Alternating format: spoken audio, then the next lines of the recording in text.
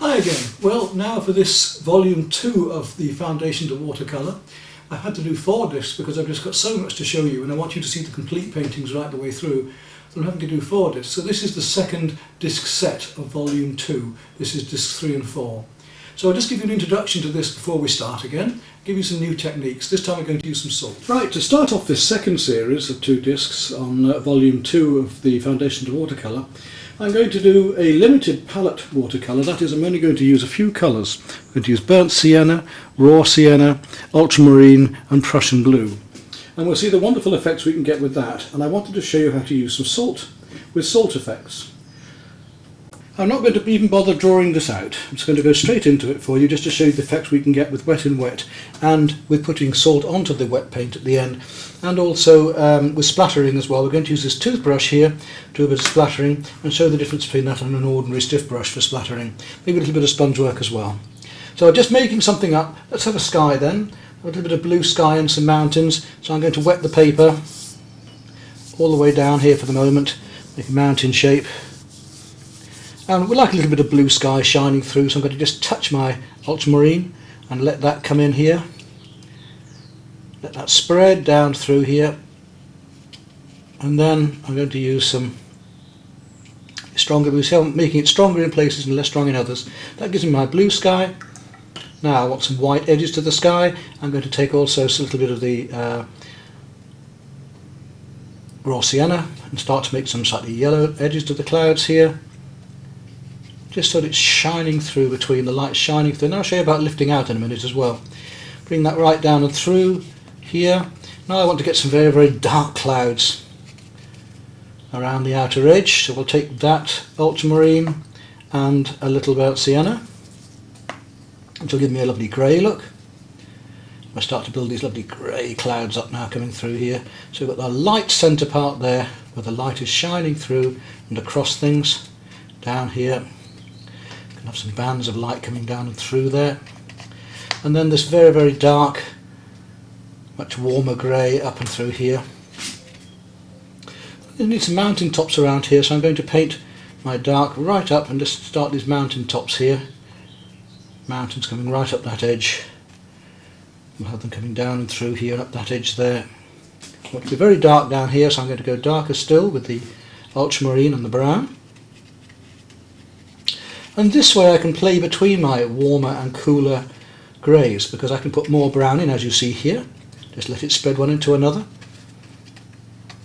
And I can also go very, very dark if I want to as well. So now let's take some of the Prussian blue and the ultramarine and see how dark we can go with that. Quite a different colour, quite a different effect altogether, look. Much, much darker as these clouds come down and through. I let a little bit of dark cloud come through that light there. It's flooding a bit there, so paper's cockling quite a lot, but that doesn't really matter for what I'm after. Right, so here's my mountain tops coming up and through, and I want them misty in some places and not so sharp in others. So where I want them slightly mistier, I can let those edges be wet and blend them in like that. Where I want them sharper, that's what I shall do. I shall leave them dry and sharp at the edges like I have there, and it's all wet here, so we get mist coming through. Maybe I'd like a little bit of that cloud coming through these as well, so I'll make a little bit of that grey and just bring it through here. The blue-grey just coming through the mountains as the clouds come through. See the lovely effects we can get. I might go a bit darker over that in a moment, yet still. To start feeling these mountains that are coming down through here as they wind down the valley. At the bottom here I'm going to have a little valley of and some trees going up into here in a moment, little pine trees that I'm going to use one of my brushes for to show you how to get the effect of the pine trees coming down. So I'm using a bit more of the raw sienna now.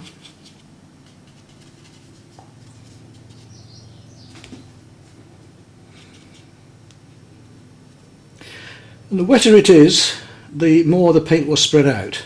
So I shall go back in here and make it a bit darker in just a moment.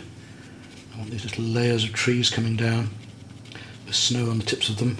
So I'm just dabbling with my brush to make these darks against lights for the trees, and then lights into the darks as well. Right up into there. There come down through, doing my lighter colours first. I'll come back to my darker in a moment. So these distant trees, pine trees here, little strokes one over another will give me that effect.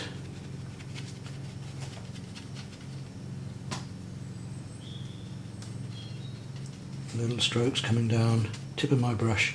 And this is the beauty of these oval mops, is that we can use them either way. We can use them flat or we can use them at the edges like this.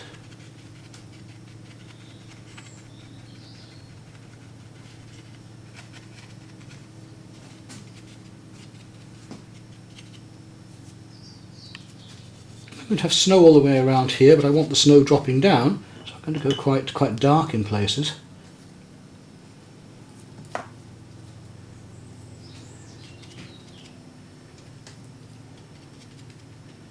We've got some fine fir trees coming in here then, closer to us, with snow on the edge of the branches. So I'll make them a little bit warmer in places.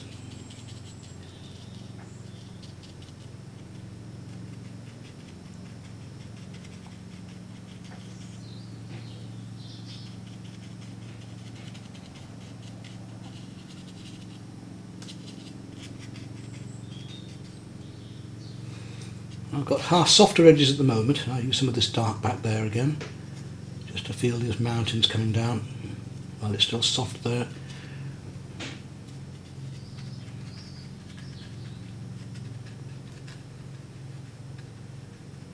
I want that mountain fairly dark against the sky there. We've got the whites of the mountain showing as well, so we'll have some dark edges too. You start to see the difference we can get by playing light against dark and dark against light. Effects of these pine trees coming down here in the background, dark against the dark sky back here.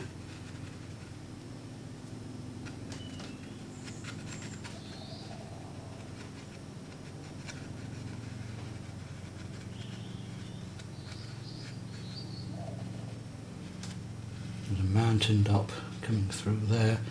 As that just hides behind the light a bit.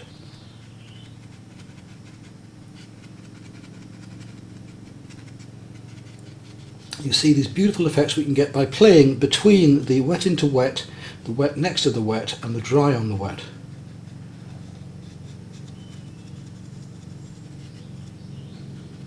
And we start to get these mountain ridges coming down, swirling around.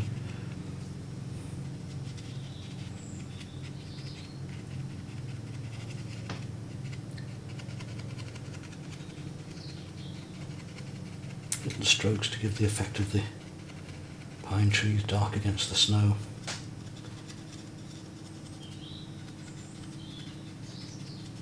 Where I want a softer edge, I'm painting the wet into the wet.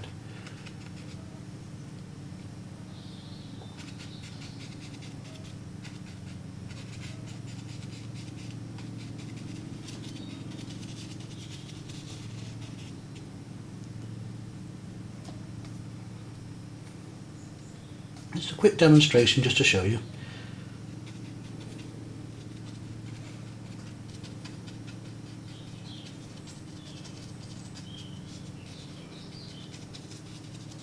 Just how fast we can work with these lovely ways of wet into wet, gradually building up stronger and stronger.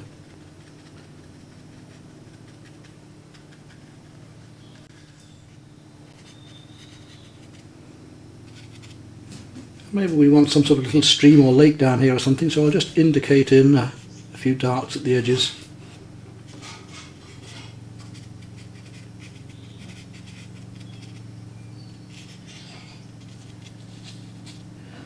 I'm going to use some of the more pure blue down here again, the ultramarine, to give some of the cools reflect from the sky.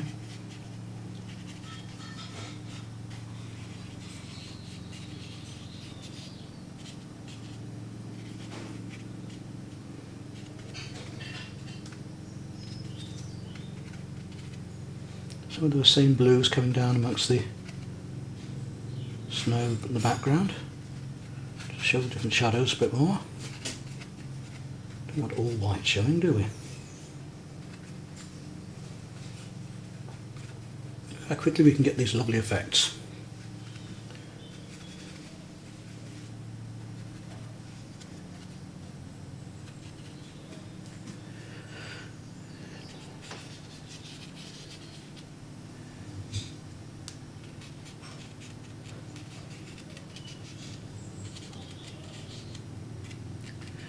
Maybe there should be a little bridge or something coming over the water just back here. Just do a little bit of reflective work there. Tad more of the yellow into there then.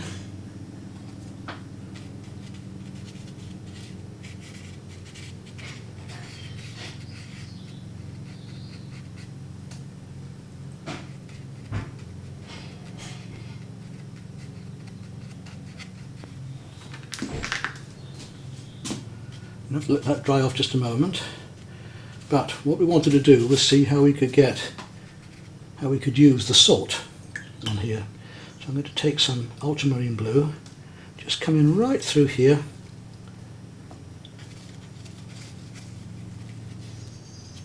through this snow area here, with that, and a little bit of the Prussian as well, to give a different sort of blue.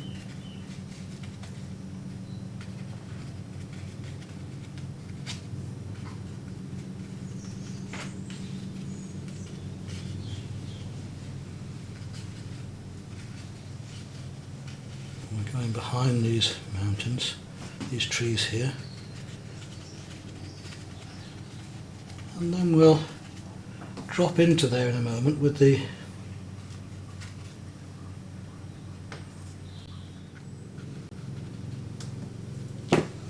here we are. What I'm going to do is do two lots. I'm going to just sprinkle some, look at the effect we get straight away with that. With that, you can see that lovely effect immediately. And I'm going to take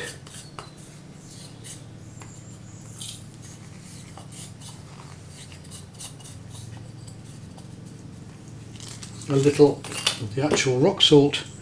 I've just placed a few of those pieces over here to give slightly larger.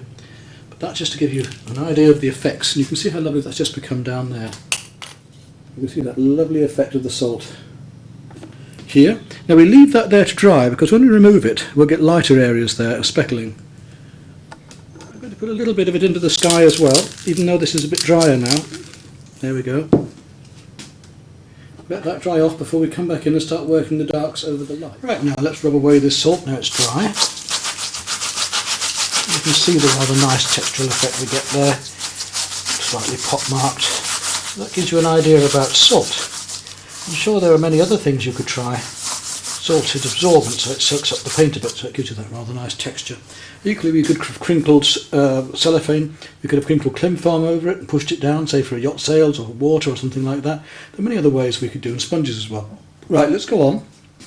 I'll take a smaller brush now and just paint in one or two of the highlights of the darks. Back here on the mountain tops and sides.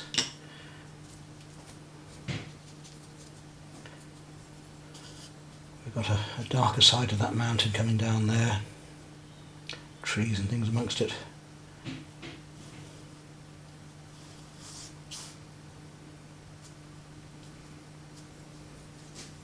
And now we're painting over the darks over the lighter colours, and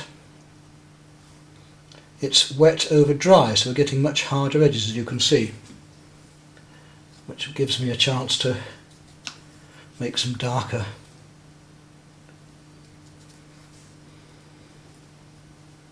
gives me a chance to put my darks in, doesn't it? And add a bit of detail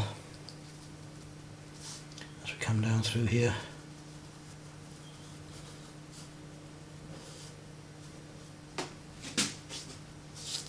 You can see the kind of effects we can get.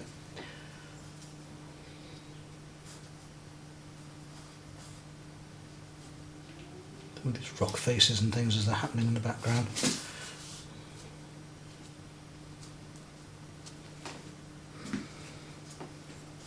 It's just a made up one. I mean, if we had studies to work from, I'm sure we could do a lot better, but just to give you an idea.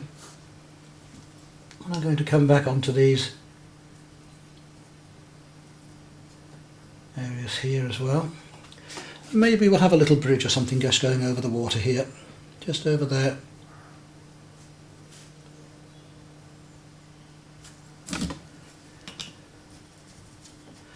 Just a little bit more of the umber.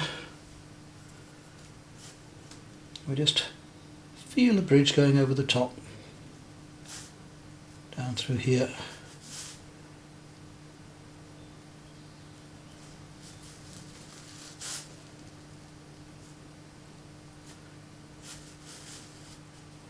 And we'll start to find the edges of the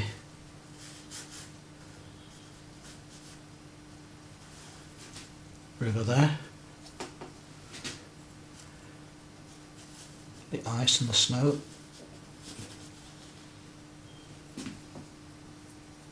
And as I say, it's just to give you ideas. This isn't to turn out a fantastic painting, it's merely to give you ideas of how we can work using these techniques. Finish off that fir tree coming down to here. Maybe there'll be a little bit of reflection coming down to the ice and the water there.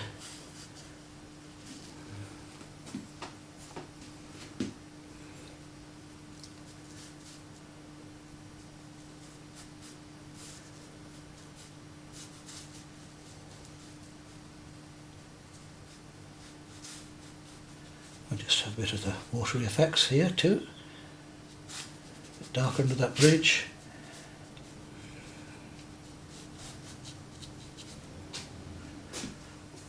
And we're not going to do too much on this, it's just to show you how we work the harder edges now of the wet paint over the dry.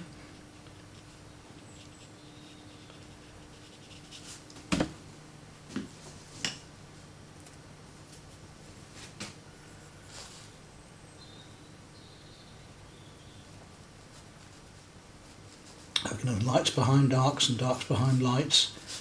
Here with these trees, for instance, to make them show out.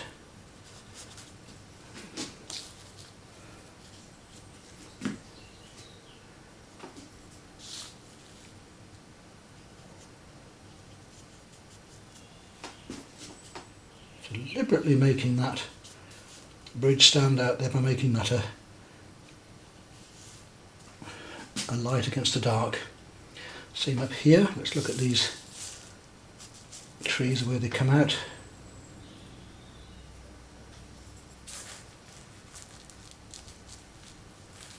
Around under the snow of the layers of the fir tree.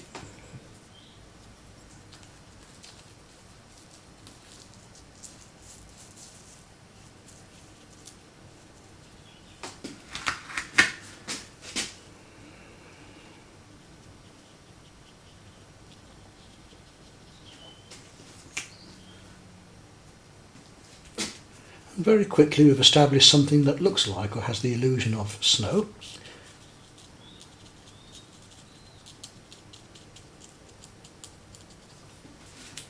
And all these little pine trees growing up into the distance there.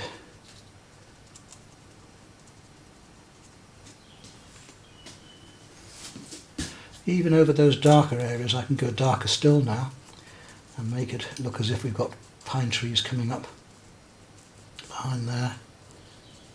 Through those clouds, just showing in between.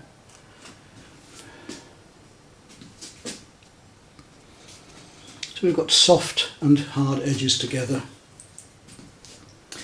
Now I talked about lifting out earlier. Let's say I wanted to lift out some rays of sunlight coming through here. Take a damp brush, I'm going to deliberately go into this bit here and lift out some rays of light coming down through here onto those mountains. And it's rather a nice effect we can get, look. Right through there.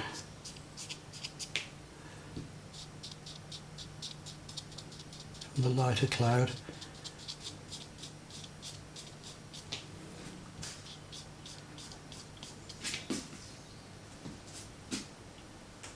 Didn't have to do that, of course, but just to show you how these techniques can be used.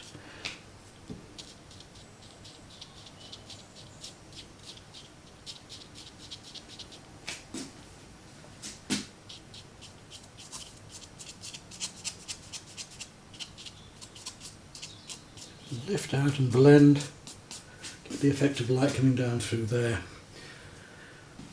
Right, now we wanted to talk about splattering. Well, when there's white snow, we're going to have dark flakes against it, and when it's dark snow we'll have light flakes. So here I need to take a little bit of white gouache, which is a paint which is in between watercolour and poster paint. It's still mixable with water, and I'm going to just make a certain amount of that available for my toothbrush, and we'll splatter that over the darker areas just to give you an idea, like this. You can see now, I'll just zoom in a bit there for you. So I'm going to splatter some of that white over the darker areas like this, using my brush and my finger to give the effect of snow wherever I want it. Zoom back a bit, and wherever else you want it, even over the sky if you want it there. The closer we get, the finer the art of the splatter. So quite effective. Snow coming down across here.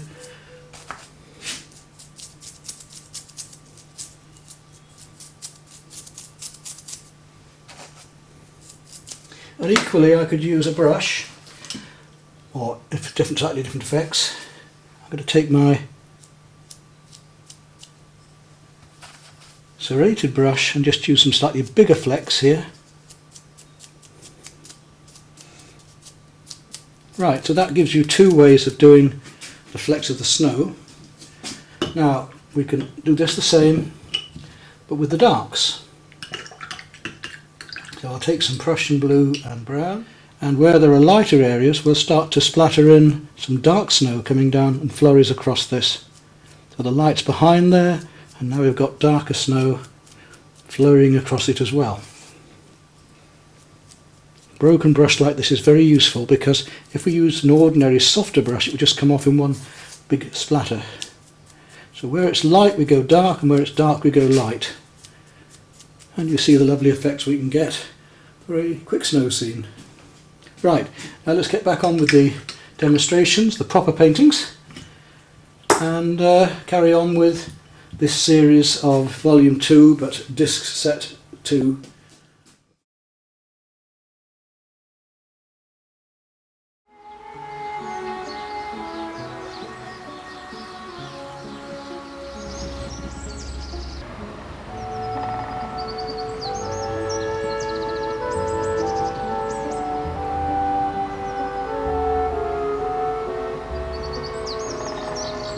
Well, here's my drawing ready to go, and we're going to do these primroses. So let's see what materials we're going to need as well. Just down below my drawing I have the watercolours set out. These are liquid watercolours that I've set up into palettes and then let them dry, so I can replace them as I want. My water, of course the photograph I'm going to use, and my set of brushes. In this case today I'm just going to need some nice soft brushes, some round ones, a 10 and a 6. And my clay shaper here, which I'm going to use for doing my Pabio drawing gum, the masking fluid, because some of these little light areas in the photographs will want, for instance, these ones where we have the water droplets, the dew, early morning water on the petals of the flowers. I'm going to put the masking fluid there, and I'll need little white reflections as well, and then there's the fine areas, twigs and things that are coming through that I want to leave light till the end. So that I do my drawing, then I put on the masking fluid with this clay shaper, which rubs off nice and easily, as you'll see afterwards. And when that's dry I can then start my painting, but the gum must be absolutely dry first. The first thing I'm going to do is to put some water into each of these colours on my palette, because once they've gone dry they're much easier to work with if you just soften them a little. So it doesn't take a lot, just a few drops of water on the surface of your paints just to get them liquid again. I've also cleaned up these areas of the palettes, as you see here now, so that I can have nice fresh clean colour on my watercolour. And we're dealing with such delicate light glazes and washes and such delicate fine colours that we don't want to have a lot of mess. So I've just taken some tissue and clean those up. Soften these first then, ready for just dipping the brush into them delicately. And as we're doing primroses today, I'm going to be using these yellows quite a bit. This yellow I'm putting the water into now is aureolin yellow, and although it looks a darker, more browny yellow than this one, which is the lemon yellow, it is in fact a much more translucent, lighter yellow. So I wouldn't use this opaque one as much, I prefer the aureolin. And then we have the chrome yellows and chrome oranges, and we have also the raw sienna and the yellow ochre over here, both of which we're going to need. The yellow ochre is more opaque than the raw sienna, which we'll have quite a bit of use for in this painting. So there's enough colours here for my use overall.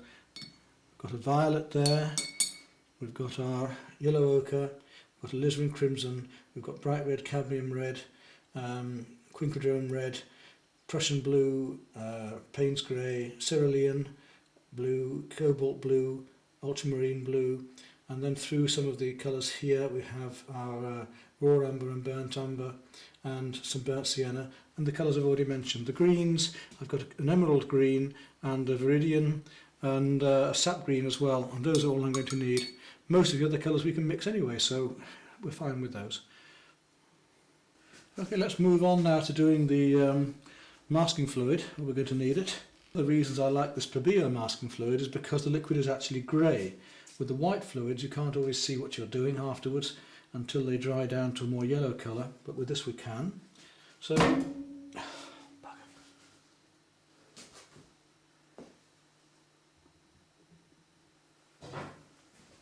where we have these little light areas of liquid,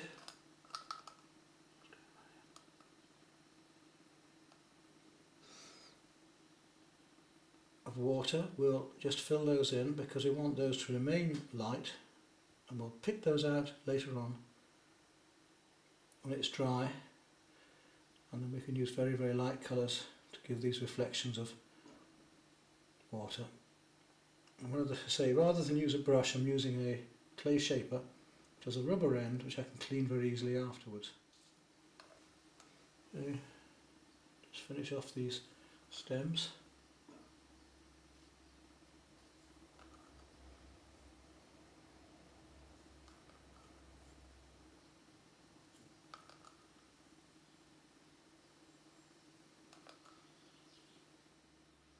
There we are, that's our masking fluid done. Now, I did it upside down in case any of these were going to trickle this way, which I would have preferred rather than going the other way. So now we can turn the painting the correct way up, ready to start. Just let the masking fluid dry now, then we're ready. The fluid that we have left, we'll just rub off this rubber end quite easily. You can see it just comes onto your fingers a bit like Copydex glue. It is a latex material, a rubber material. So it'll just clean off very, very easily. So, finished. Okay, the masking fluid is now dry. You can see the darker colour. So we'll make a start on our actual painting, on the petals. And I think we'll start with this lemon yellow then. Colour, we're going to use the aureolin yellow from the palette. So what I'm going to do, there's our lemon yellow and there's our aureolin yellow. If I wanted to show you on the painting just the difference of them, let's just take a little bit of the aureolin yellow, and we'll just put a little bit of that there, just thin it down a bit. You'll see how transparent it can become.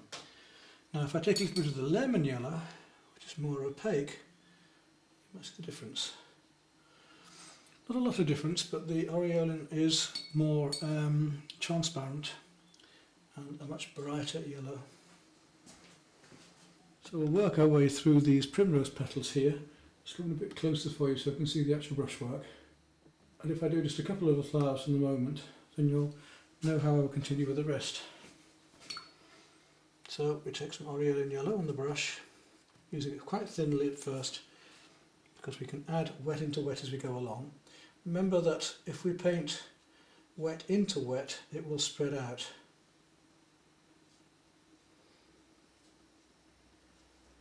And to make this seem more lemony yellow, I'll use some stronger yellows later,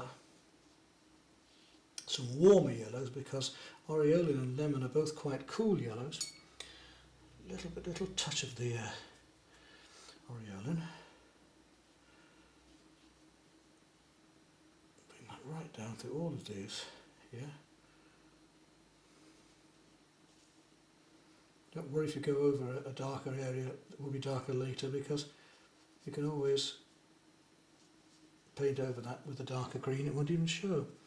So very thinly at the moment, just establishing all of my very light cream primrose petals. And I want to work onto these whilst they're still damp. And the wetter they are, the more any paint I put into them will spread. I don't want the paint spreading too much, just to blend carefully. So I'll add a little bit more of the cobalt blue now into my yellow. Give myself a slightly bluer green, slightly stronger. And we'll look where we want to paint that. Around these little shadowed areas here. I'm getting slightly harder edges as well now because the paint is drying off. So I'm going to start playing with these shadows. Blend that in and soften it.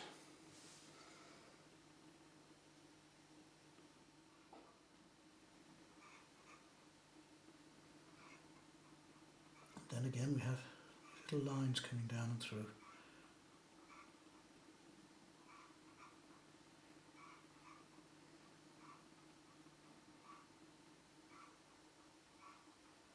Use the edge of the brush to give a little bit of texturing there.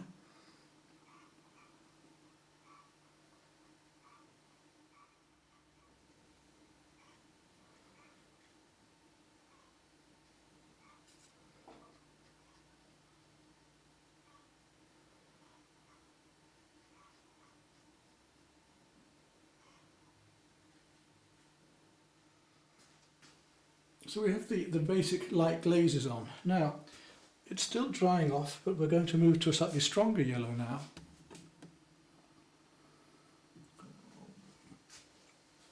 Let's come down to some of this chrome yellow here.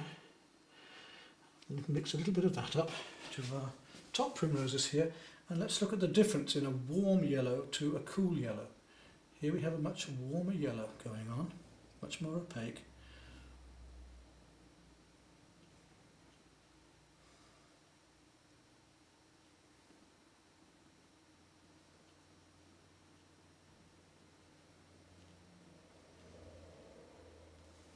Dim it down a little more.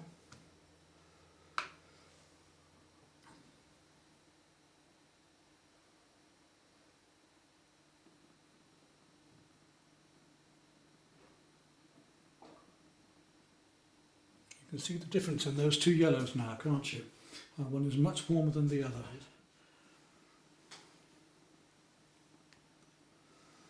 And then even a little light red. Just softly into these bits here so that they can spread. Gently down.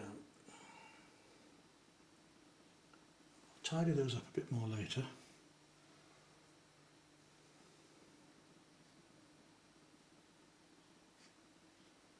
See how the wet effect lets them spread out in a fairy fashion.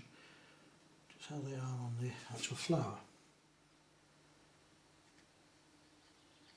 With clean water we can soften any edges we want to.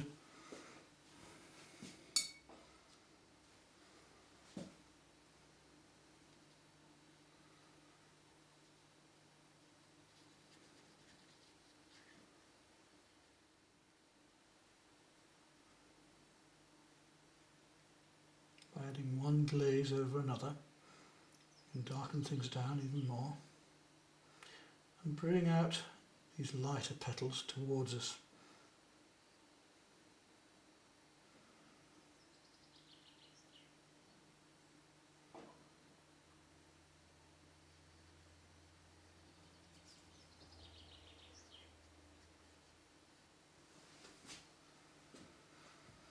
Give them a three-dimensional effect. Watercolour is so beautifully delicate, and we can handle it correctly, we'll end up with a lovely, delicate, luminous painting.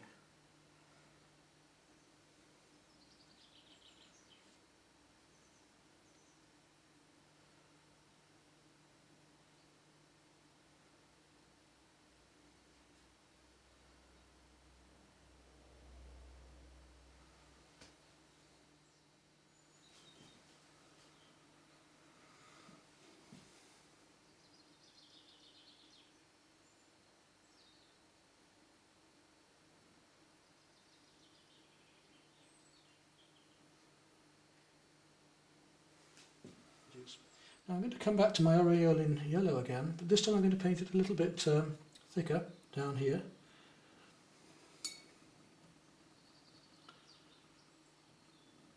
To this stem that comes up underneath. I want some really nice light greens going on here now. So we don't want to blend too much into our flowers. And let's take some Viridian and let that blend into it. Nice acidic Viridian, which will do wet into wet under here. Let it just soften out into the petal. Here as well. Down here. Quite a different green, deliberately, to the one we've been using on the petals. And that same green comes over here. And through behind here.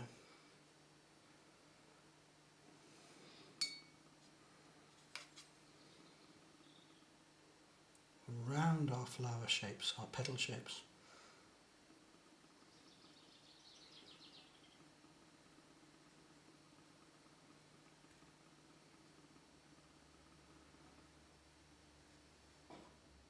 There we go. I want to go a bit darker there, so I'm going to take some of my ultramarine into that same blue. And while it's still wet here, drop in some of that blue into the green. Get the effect of shadow in that leaf underneath this petal shape.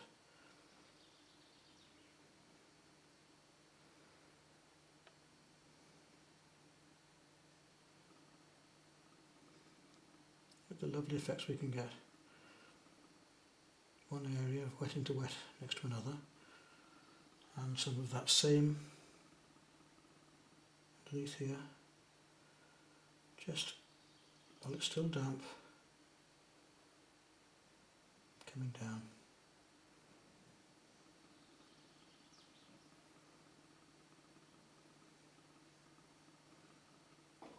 And much darker under here, certainly.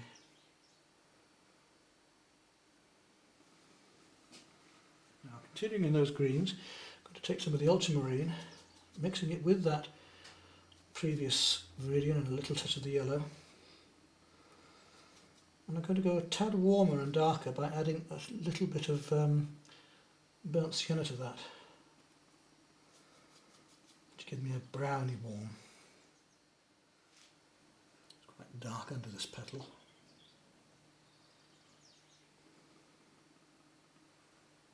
It's quite luminous around there.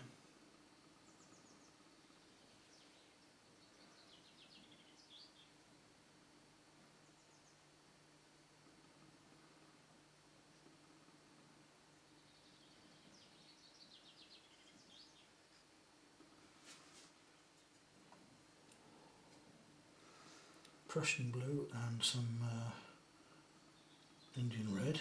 Look how dark we can go now. And while it's still just wet in those edges, I'm going to come in and around those flower petals. Let them stand right out. Let this be a slightly lost edge where it touches there. Let that wet drop into that.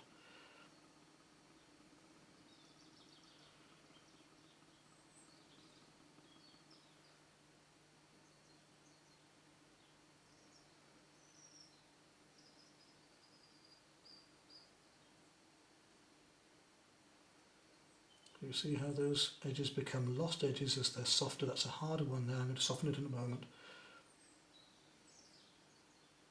You can gradually build these up now in the same way of light next to dark and dark next to light.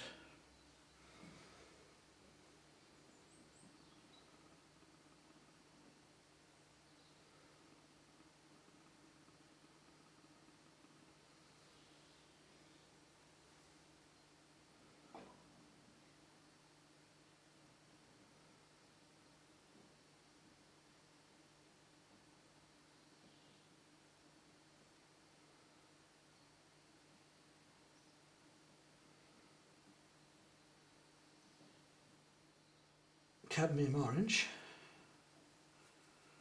and over this bit of fern here, lay in the cadmium orange first, because it's nice to have colours dropping into each other. This wet into wet effect can be very, very useful to us.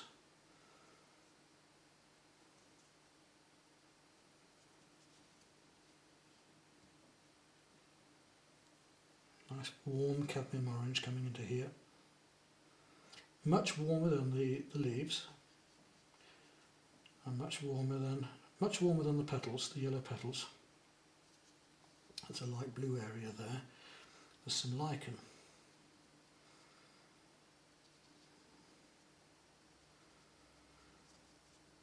Just indicate coming out there with some of the green.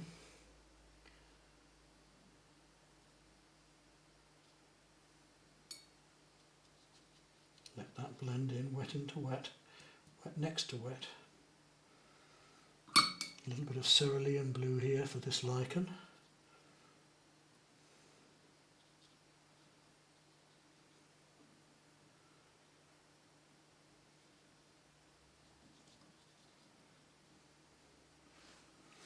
Now then, we want these much warmer colours in here, so we're going to take our light red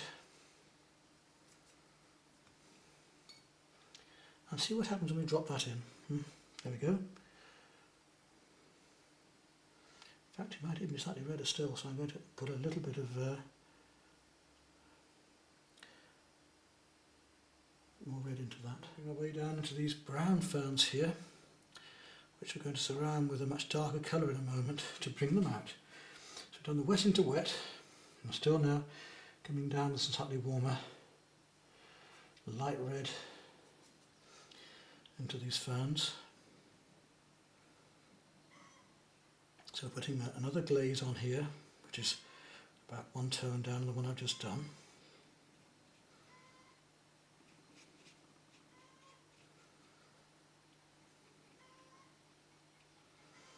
These are textures of the fern.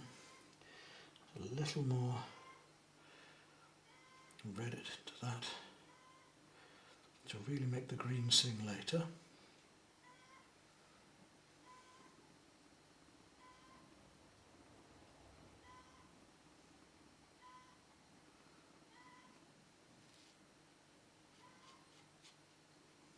My chickens are busy clucking outside. I've laid some more eggs. Right. Let that bit dry off a bit. I'll work some darks into there now. Take some of our blue from earlier and just let it spread carefully, wet into wet where we want it to here.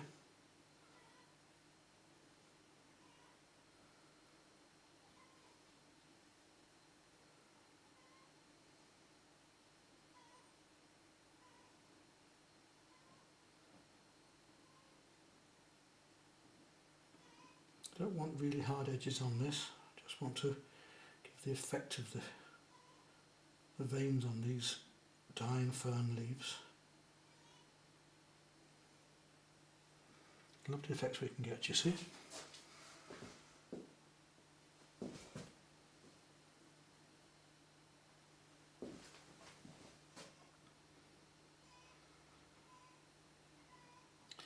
Of controlled accident of letting the watercolour do the work by gravity.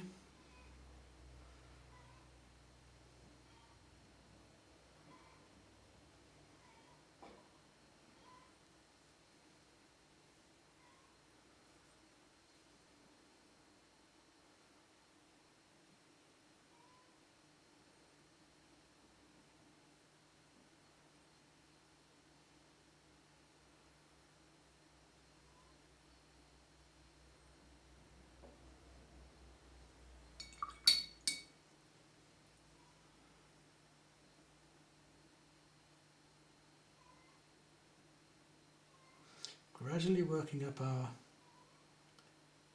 darker colours, leaving our lighter ones behind.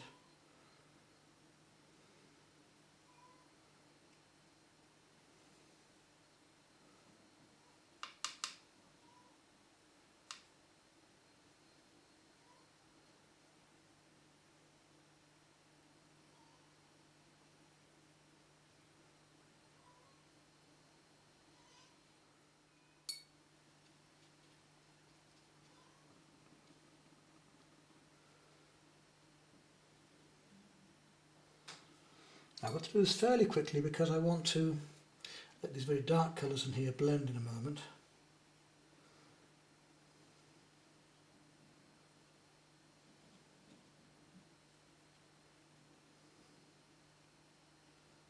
I want some hard edges. I want this to be dry here before I paint the darks around it, and I want this to still be a little bit damp. You'll see why in a moment. Let's let that dark colour now come down and link into those browns. This deep green I've got.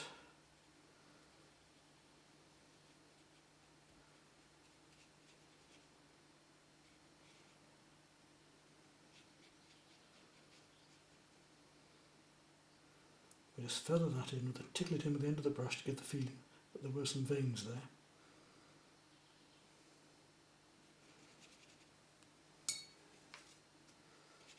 So wash right up and through here, underneath and round. Some of that link in. Lost and found edge there where it links.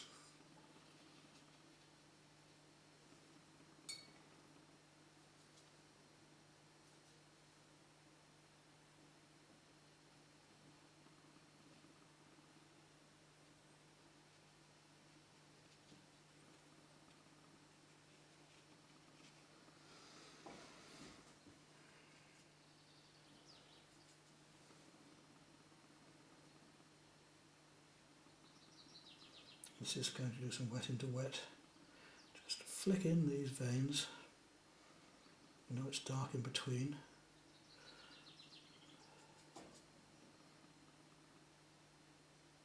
Some really lovely dark colours here to bring out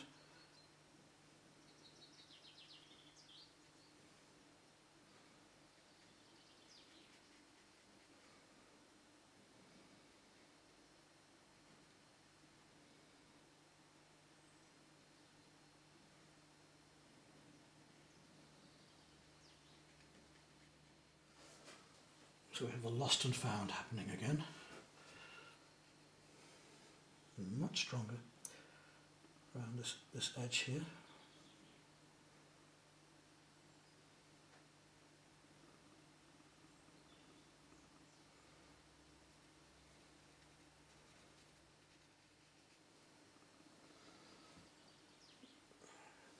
I'm going to use all of this accident of the darks coming down. Don't want to lose any of that. That's all very useful stuff.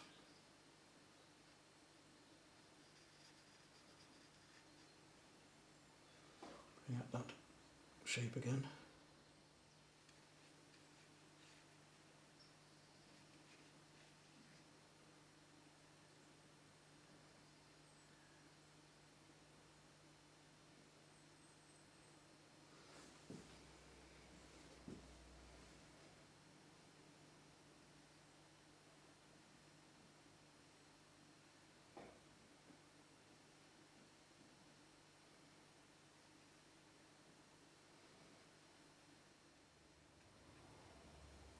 Some quite nice highlights on those, so we'll take the daylight, the cerulean blue, and paint that over these greens first.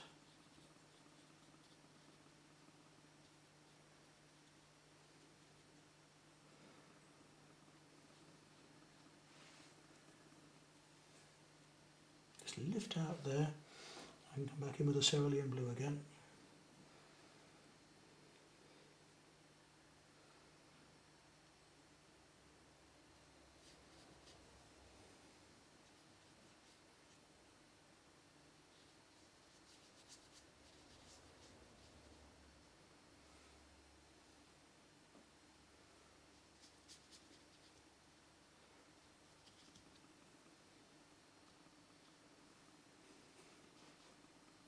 And into that cerulean blue we can start to drop our yellows to make the greens again.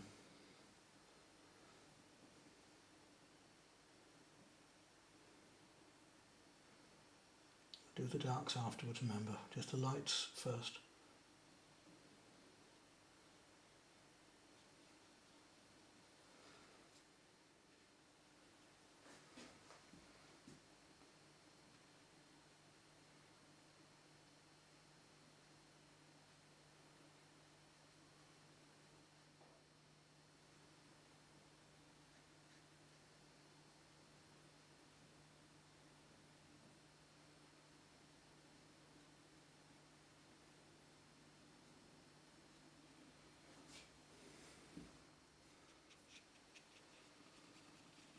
let's really get this paper covered. Now get rid of the white paper.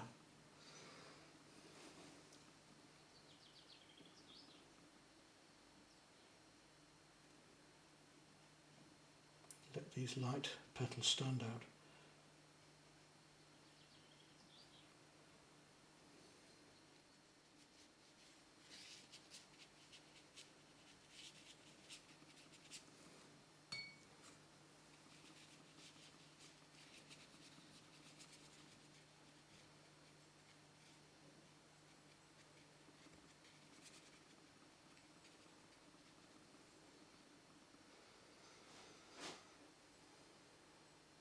These are very dark leaves here, but we want to make those dark in a moment. Although I'm just allowing the wet paper to there for these leaves.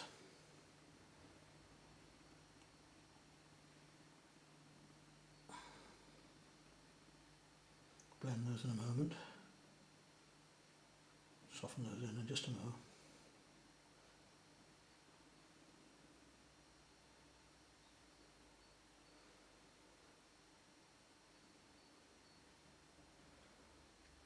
Whole of that side of that leaf is dark. Goes dark behind there. Centre of that leaf. Dark in between those two. This one is dark.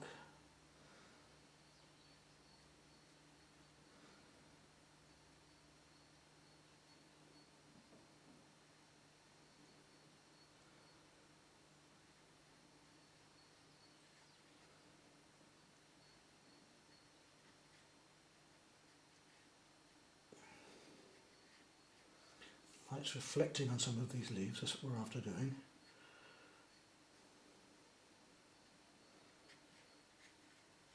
Giving the effect of these leaves continuing out to the border here.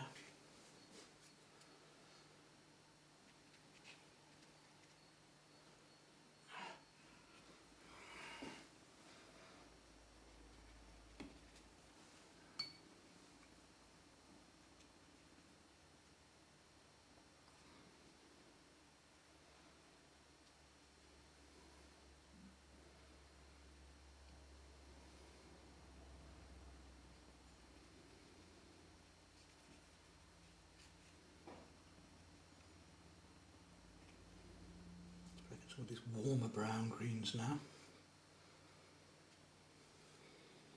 So our Prussian and some burnt sienna again. We'll try some cobalt and burnt sienna in a minute because that gives a beautiful dark.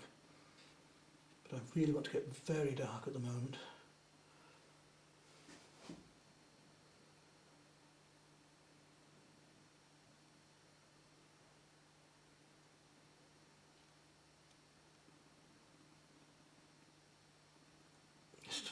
Around these leaves a bit, and let's look at these leaves here, which we now want to blend.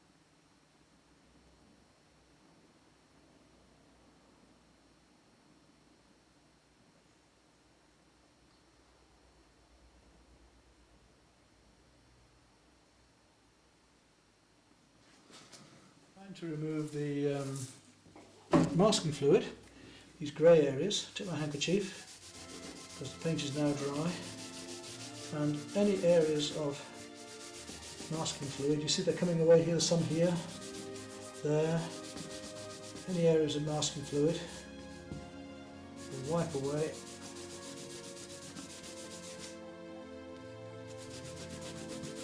Light areas like that, the branches were as well. You can see all the white coming out now. Some here.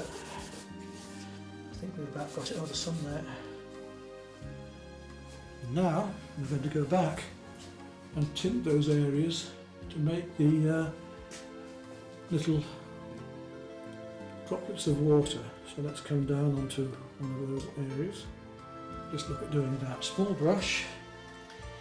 That area doesn't need a lot of work, just needs a little clean water for a start to soften it down a bit. So I've already put a darker edge around it whilst the masking fluid was there. So we'll just soften that down a bit and blend the edge around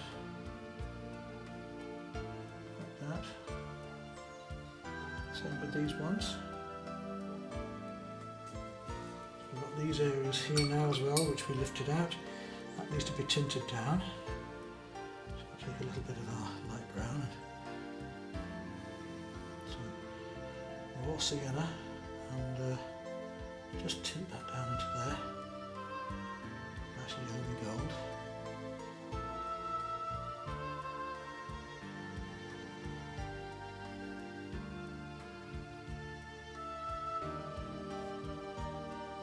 And that saved me painting around that earlier, didn't it? Same here, tint that one down. There and there. And then a little bit of the light red into that one, while it's still wet.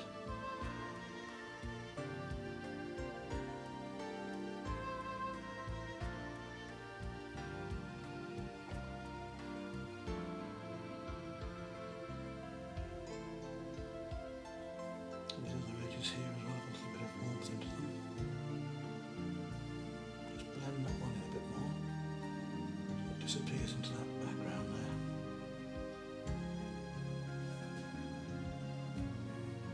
Same with this one, soften it back so that it disappears into there. Edges then, just tidying up a few loose edges here, just making a few darker and lighter areas. Strengthening some colours. Not a lot, just a bit of purple here and there, just to give the yellow a bit more life.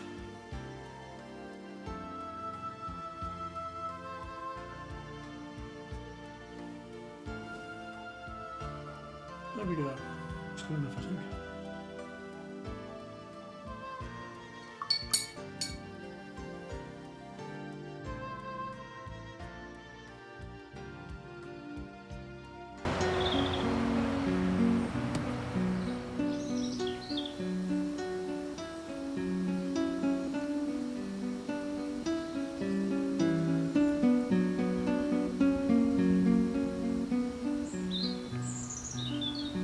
So we're going on to our daffodils now, and we've got some very pale coloured daffodils and some rather attractive yellow with orange insides here. So we'll start off with the cooler of the colours. We'll start off with our aureolin yellow, and then we'll work up to the warmer yellows as we go on. And our lightest daffodil is going to be this one here. These 1, 2, 3 here are a very golden yellow. Then we've got a very light one here and here, and 2 with orange centres here. So we just test it on the paper here very, very thinly. We're painting this mainly with glazes. Now that's a wash that's gone dry, and we then put a second wash over the dry area to make it slightly darker. Some of it will be wet into wet, but not much in this case for these daffodils. Warmer orange coming in down here. Very carefully, just a little bit of wet into wet, just to tint it a fraction.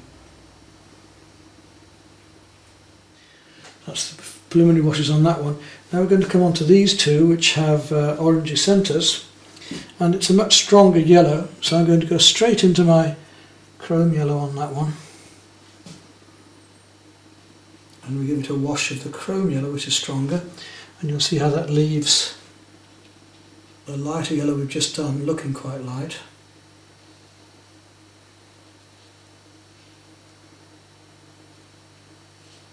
I do want a little bit of wet into wet onto this one to get the orangey effects that I need. But I have to be very controlled with that.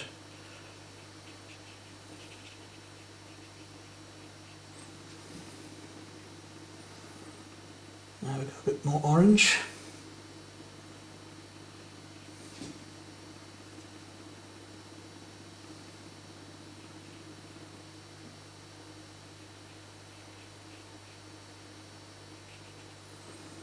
More still, down into here.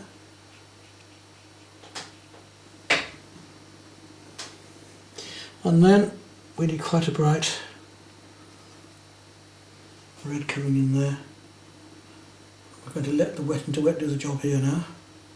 Just let it trickle out, spread out there around these petal edges.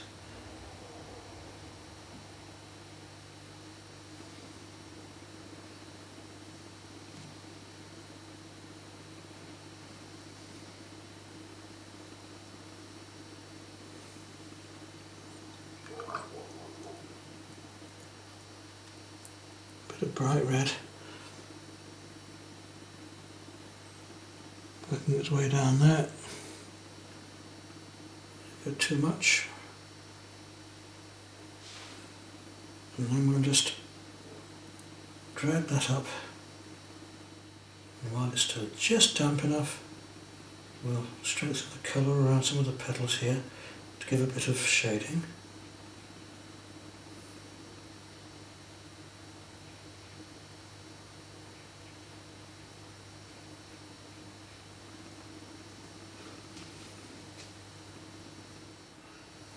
Test some of that cobalt violet there because I want to bring a little bit of that into this painting.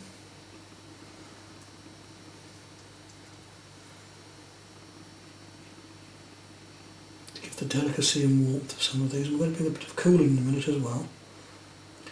Very like tissue paper, they're very, very fine, these petals here. And just gently add clean water to the edge of it and let it gently blend in. Very soft effect.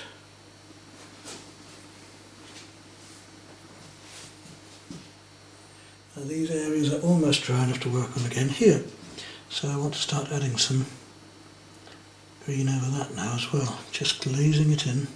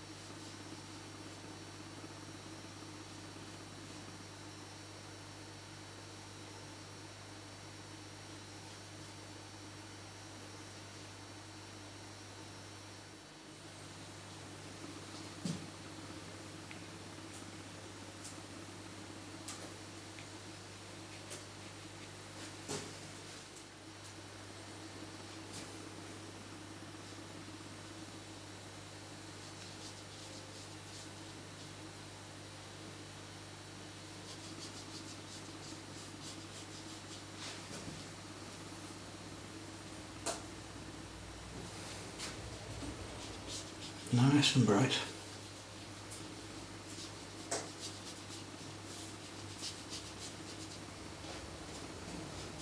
We're going to let these totally dry once we've got the basic wash on, and then go on with the glaze again at the end.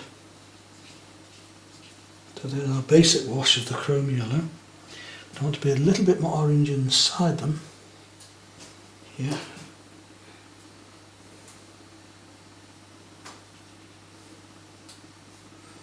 I'm going to add that now while it's still damp, make it a bit stronger. Right, now the others.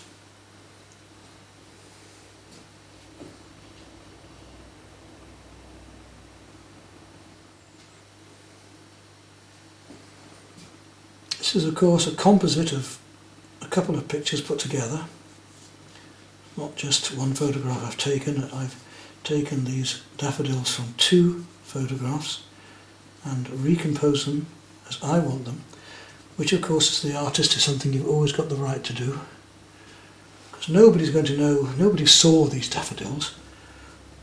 Obviously I can show you the photographs of what they came from, but you don't know, you weren't there. What matters to you is what I do on the painting here.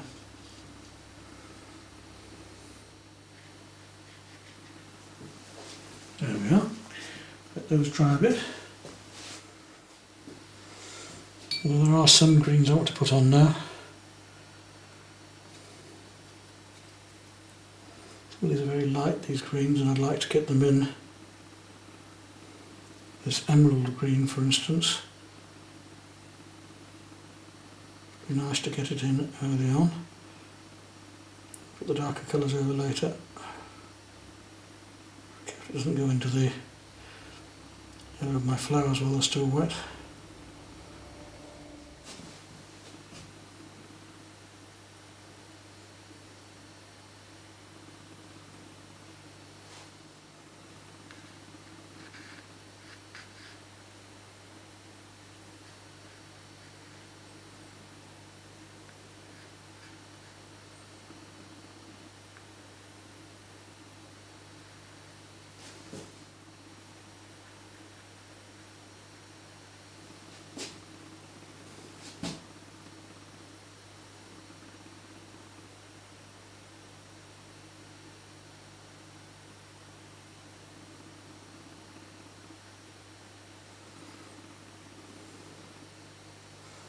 We'll play against these warms and cools.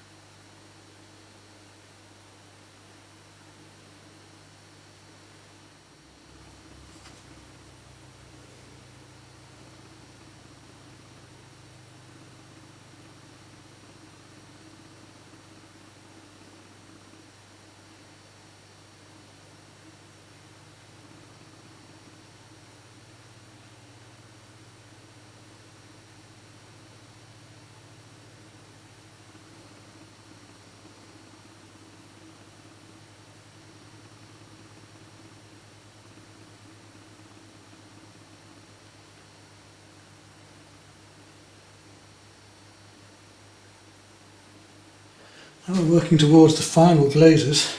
I'm just starting to get some of these darks picked out in a little bit more clarity.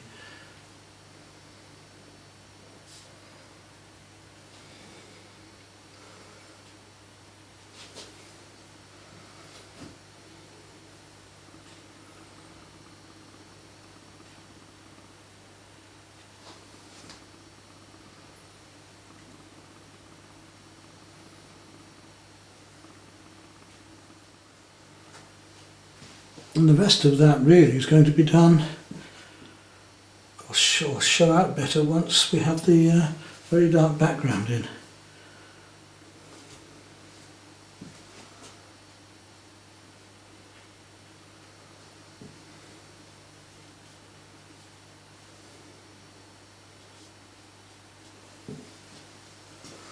There we go, so we're ready now to actually do that background.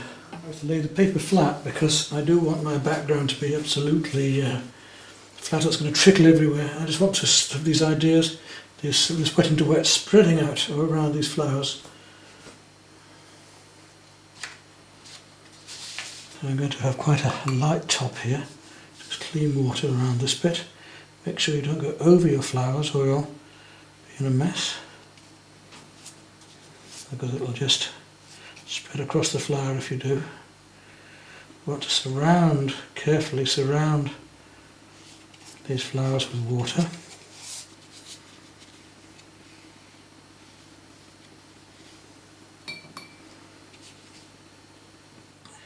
I can see that my flowers are all dry and the paper's all shiny. So I want to gradually bring in down here now. I'm going to start with some purple. And purple's lovely against the yellows of the daffodil, because of course it's the opposite in the colour circle.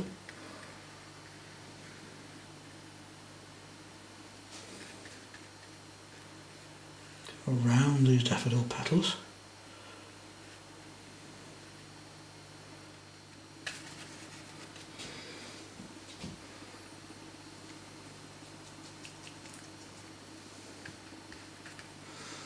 I'll bring in some of the blue.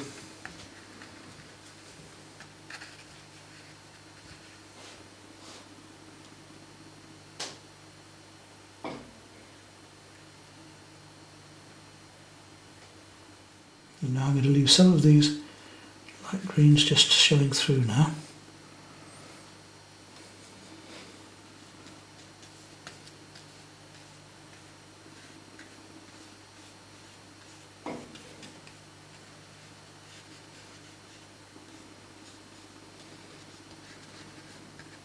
Okay, we need to start getting some much darker colours into this to really make these daffodils stand out.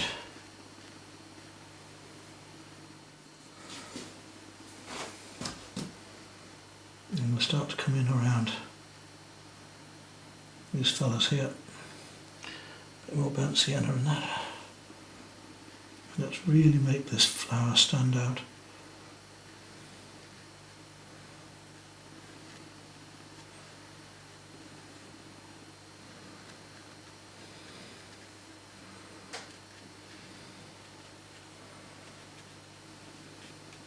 And indicate that there are leaves behind by letting this spread.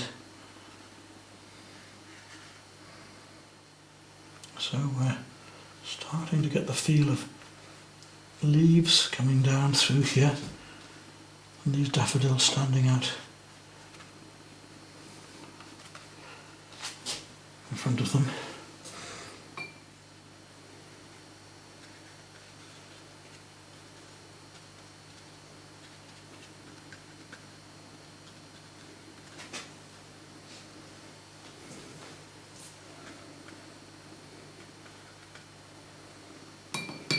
While this is drying off, we'll just come back into here a little bit and lift out a few lighter areas where there may be some light leaf tips just coming through. So if we use a dry brush, keep drying it off, just lift it through here, we can take out some of these tips of these leaves. So we're on to the final stages of this picture, and now what I'd like to do is just pick out one or two of these shapes a little bit more sharply with some of the darks that we were using. So I'll take my Prussian again, some of that brown, and just see if I can pick out the edges of some of these leaves just a bit more. And there we go. I don't think we need to do a lot more on that, because we want to keep this luminosity going. So if we do too much, we'll lose it.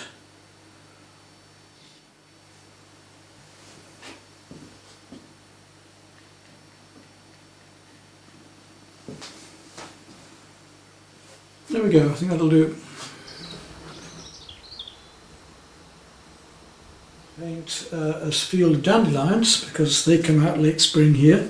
This photograph was taken when I first moved to the Paradou, and my front lawn was just a mass of these. We're going to use a different brush for this to start off with. You can see I've already put the masking fluid on and it's dried, prepared ready for this picture. You know how to use masking fluid anyway now. Let's go across to my brushes now. And the brush that we're going to choose to use is a Hake.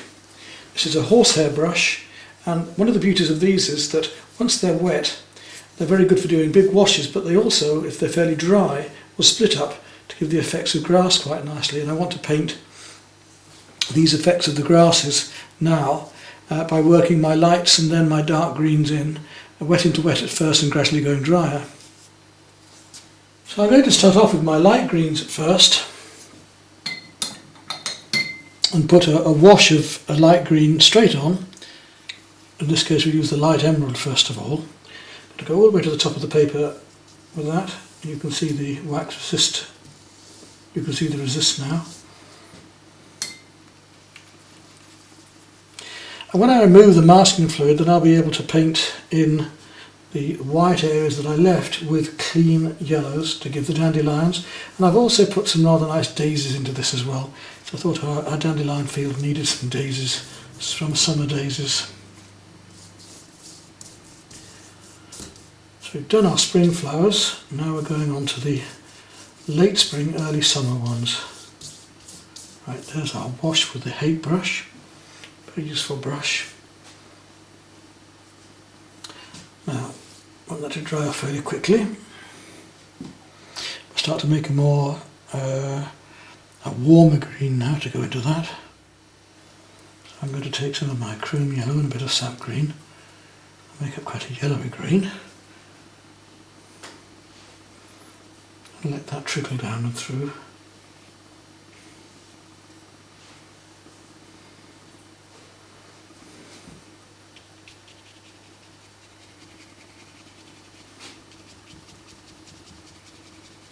Get these rather nice effects. Letting the wet in wet trickle through this. A bit strong as we go along.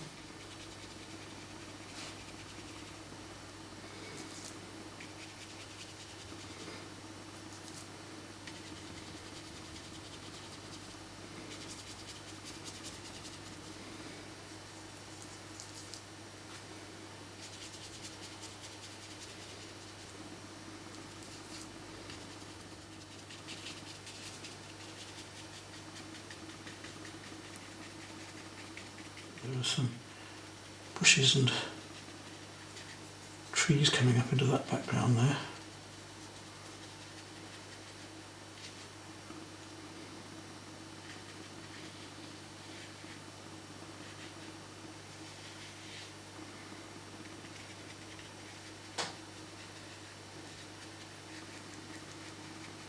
It's amazing what the effects we can get just by using a brush in this way. I want to be fairly strong with this because I do want these flowers to show up, and if I don't have the paint fairly dark, they're not going to. So I'm going to add some more deeper green to trickle down through here.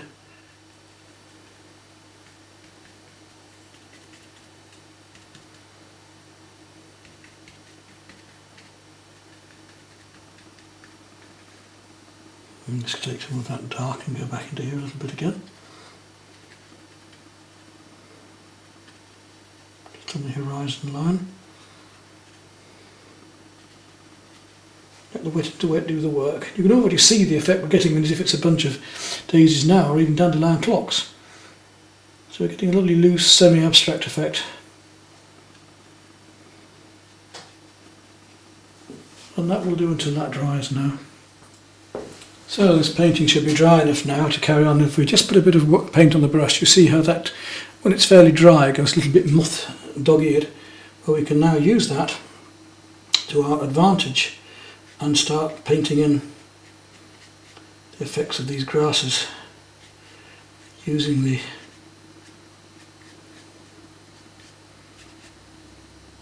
leafy effects of the broken brush, the grassy effects of the broken brush.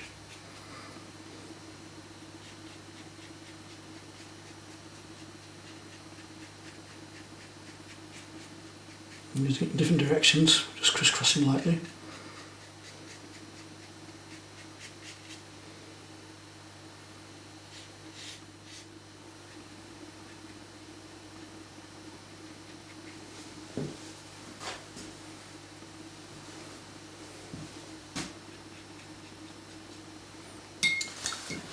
Well, the masking fluid is now dry, so we can remove that.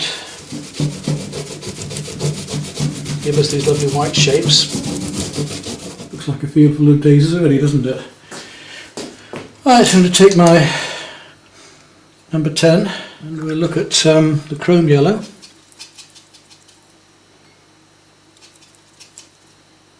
It'll test a bit up here. Yeah, could be a bit brighter than that, I think. It's a bit mucky, but just give it a wash out.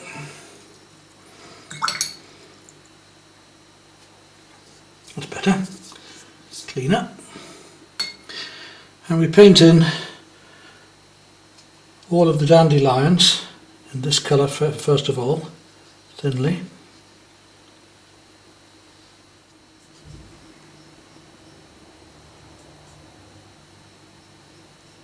And the ones that we don't paint will become daisies. We just put some yellow in the centre of those. We've got almost an instant daisy, I'll show you. Here's a daisy, for instance, here.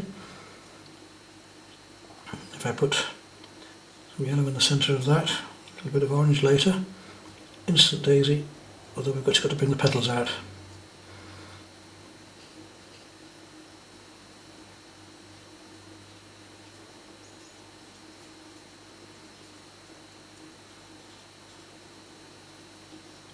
So you can see we can very quickly establish a load of dandelions.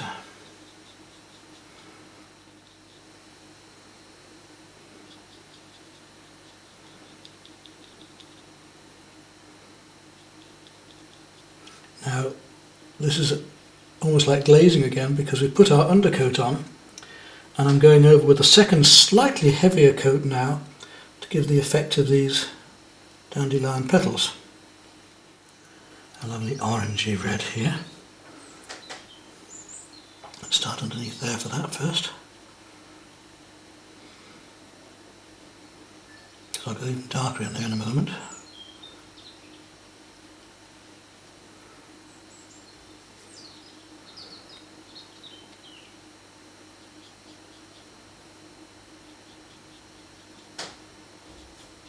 Nice summer dandelions.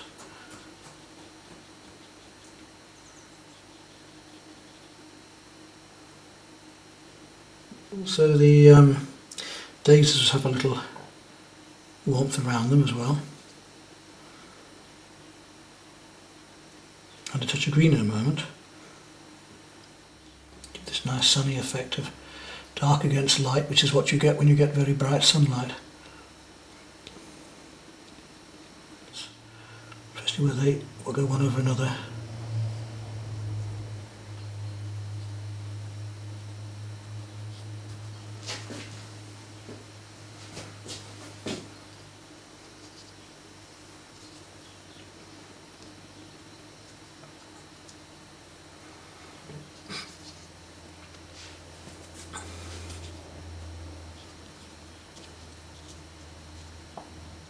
A little more red going on in places. For instance, this one under here. Just to give a bit more colour to them.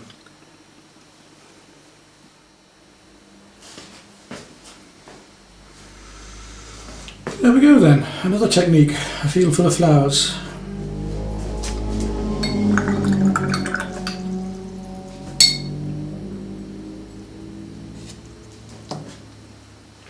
Now let's move on to, talking of a field of flowers, now let's move on to a field really full of summer flowers. The next stage on from this one, the dandelions still tend to go back and the grass gets taller, and we start to get cornflowers and all sorts of other lovely things with the bees humming in them.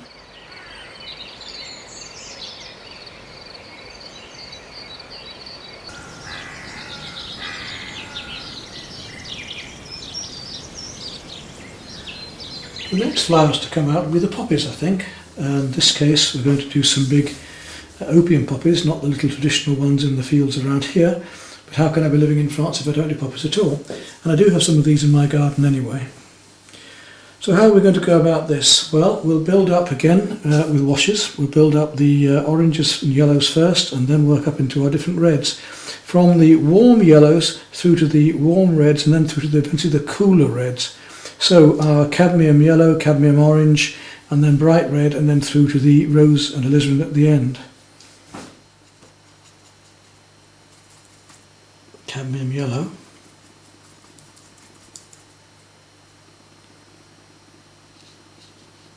Work across the whole of that poppy.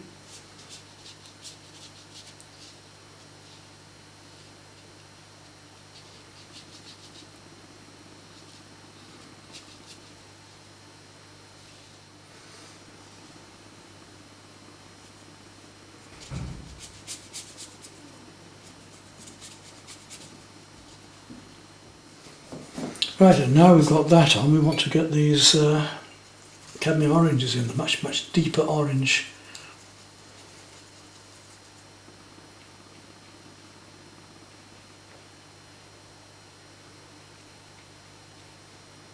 And we're already getting an effect of sunlight, aren't we, on this, you see?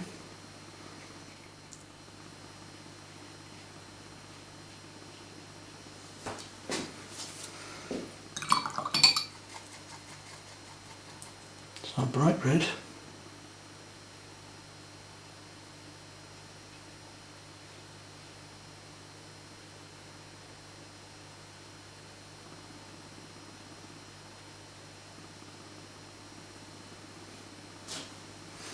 We're going to use this technique of blending.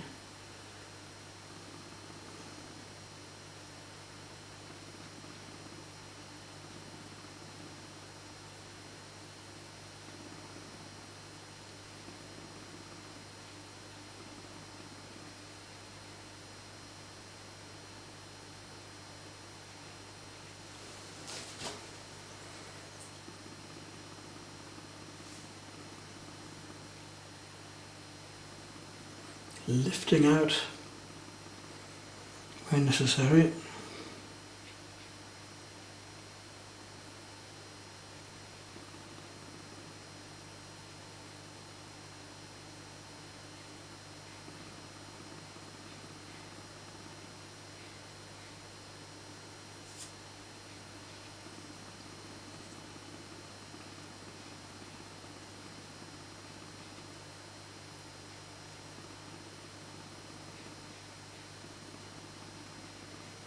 And it's this play between wet into wet and wet next to wet without everything just disintegrating one thing into another, which is probably the most difficult.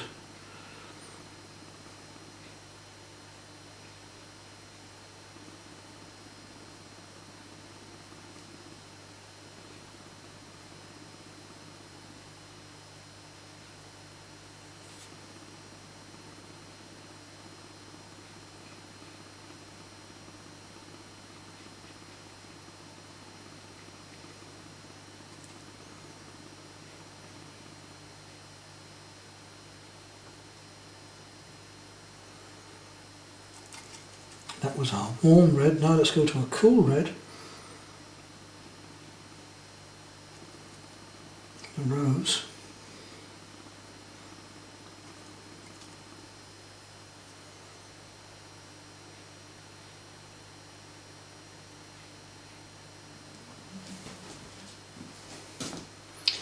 And eventually even onto alizarin crimson, which is a very strong, deep, cool, warm.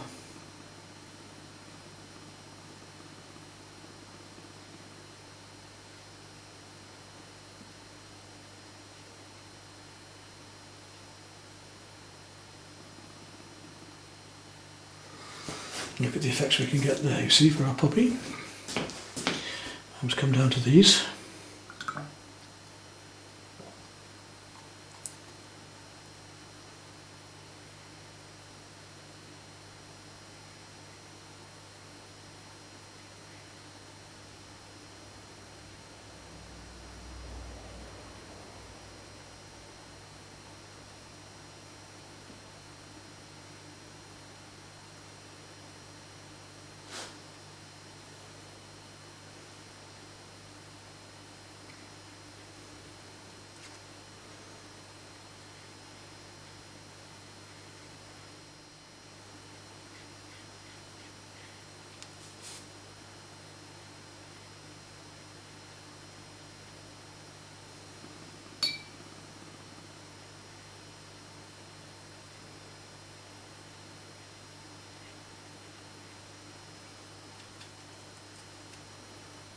And come in with our rose again there. Quite a different red.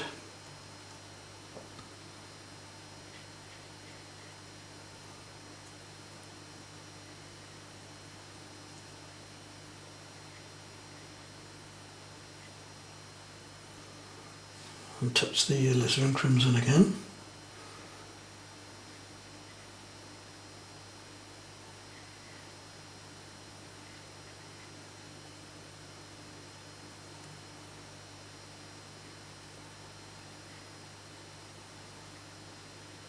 Beautiful controlled wet into wet effects you can get.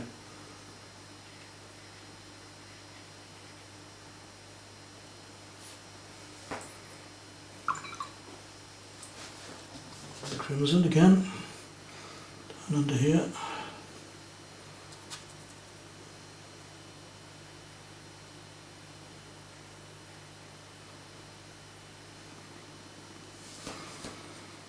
Alizarin crimson looks very strange compared to the other reds because it seems much browner.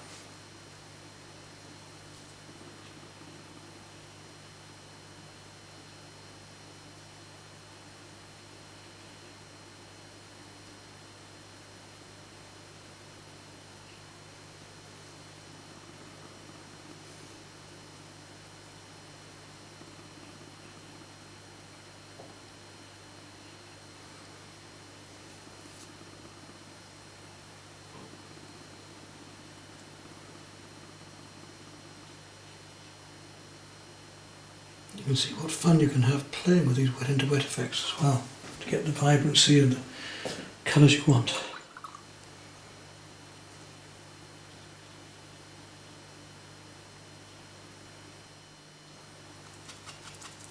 Cools against warms. Playing a little bit here with some of the cools. I'll take some cobalt. Just trickle that around this area here to give that cool inside the poppy there before we go any darker.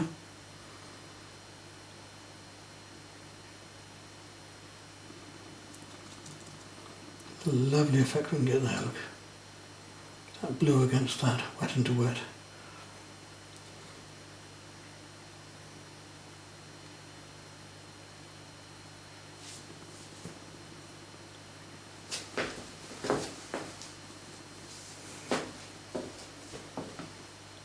By tickling the colour in.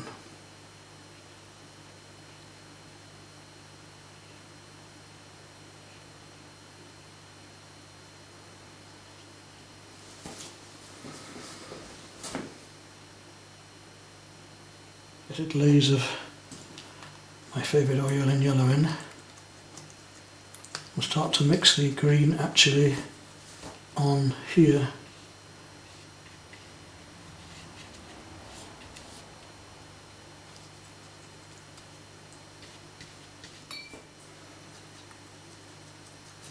Manipulate these colours take some raw sienna first and drop that in.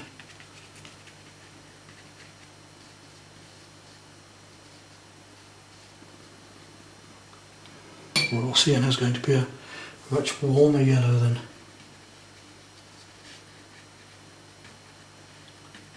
colours around it. To get this effect of sunlight. Make it cooler, so I'm going to now take my cerulean blue, start to add that, which will really make these worms stand out.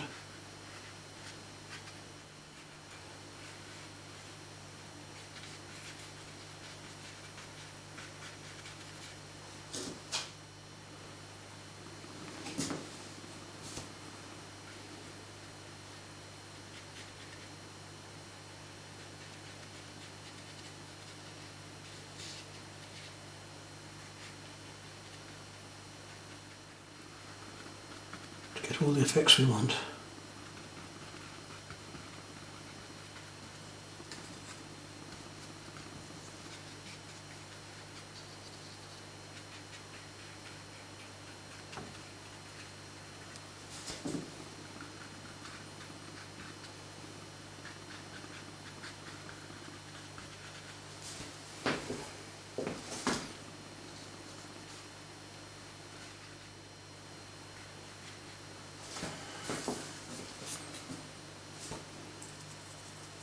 Some Prussian and some burnt sienna to help finish off these very darks into here.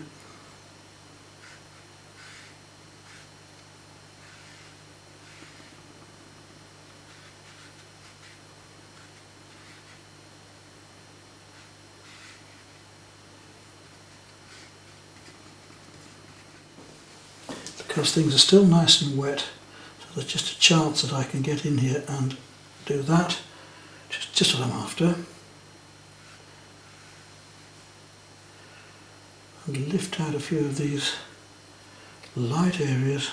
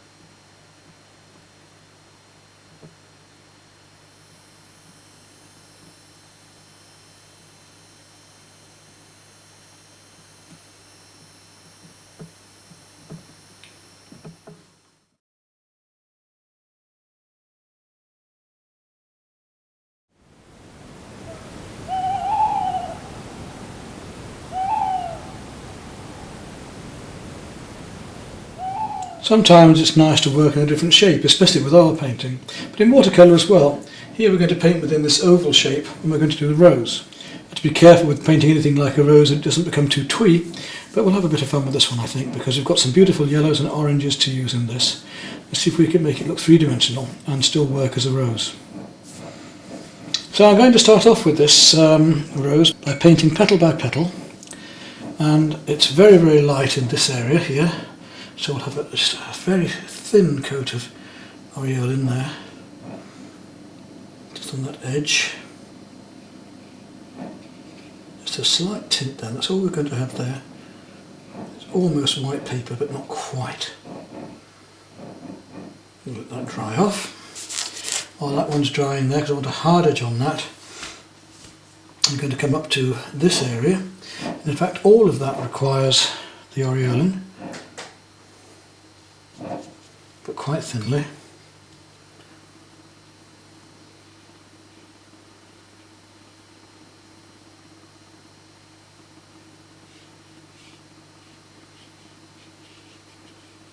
So we've got a little wash, a thin wash of aureolin, which is that very transparent light yellow.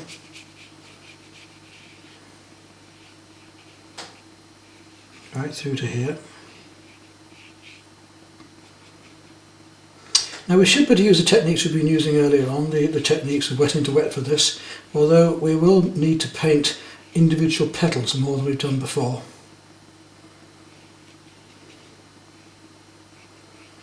Right, that's our lightest yellows painted on.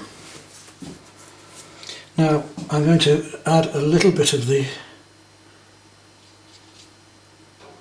chrome yellow now.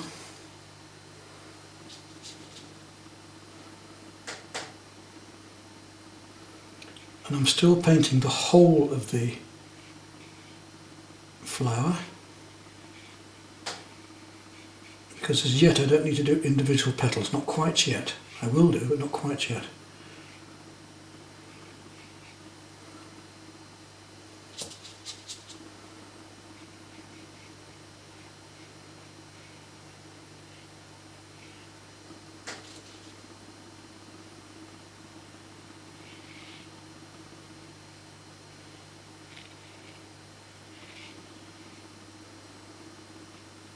A bit stronger still, just as it's still very wet. I want to get some of the wet into wet effects of this brighter yellow glowing through here to some of these areas yet more.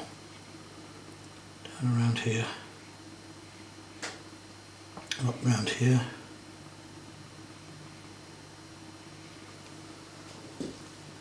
Right, now we're going to use a warmer yellow. We're going to come to our raw sienna. That's this one. You can see how different that is. It's a much warmer yellow. And that warmer yellow is coming in right around these bits here.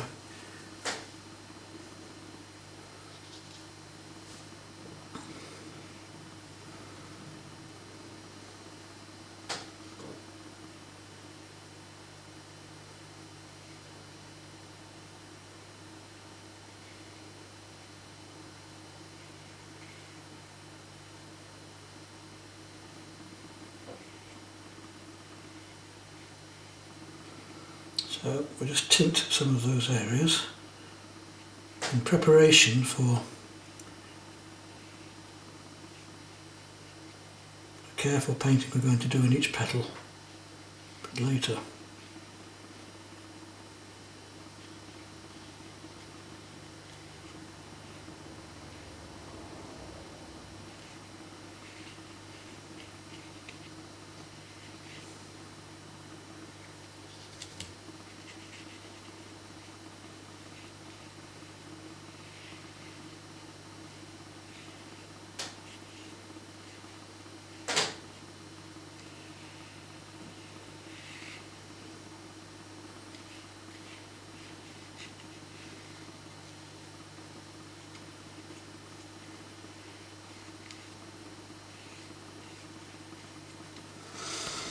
Already we've got then a cooler and a warmer yellow. We're going to go warmer than that yet, of course, but we need to let things dry a little more first.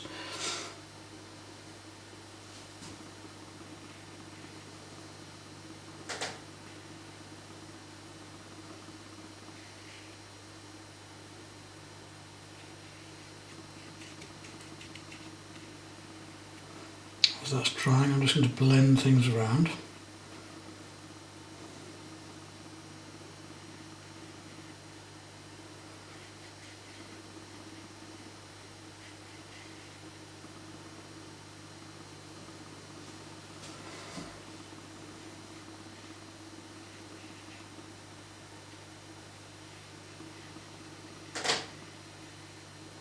As you can see, the warm and cool yellows there now. Let's continue. And we're going to start working up some of our reds. First of all, I want to come back in with that raw sienna, because I've got to get these colours a little bit darker yet. So we're going to glaze up with the raw sienna.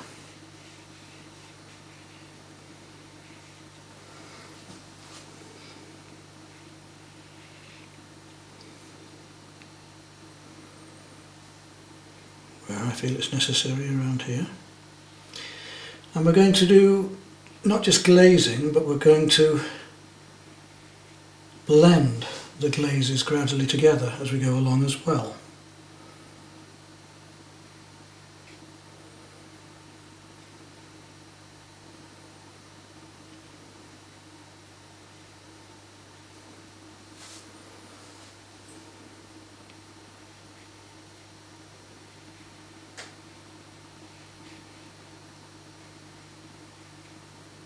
Take off the excess liquid that we don't need.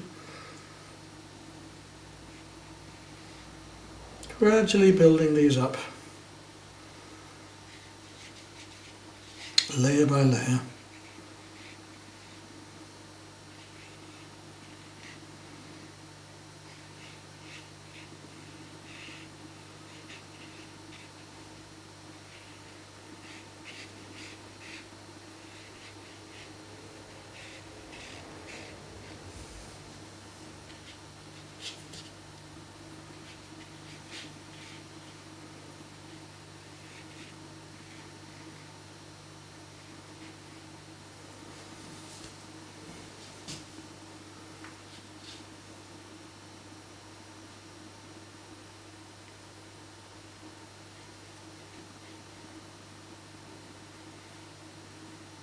Watching where the lights and the darks are, and the inside of there for instance.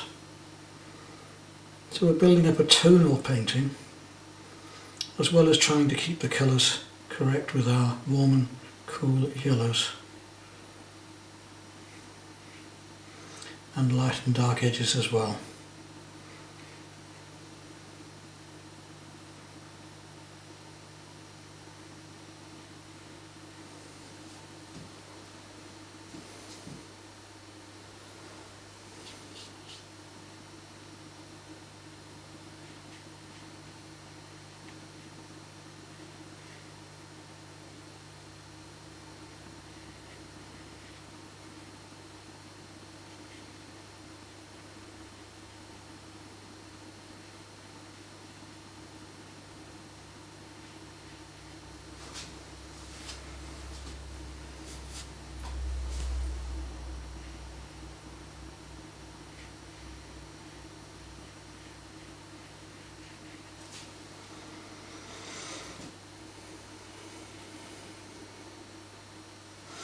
Now I'm going to take a little of the burnt sienna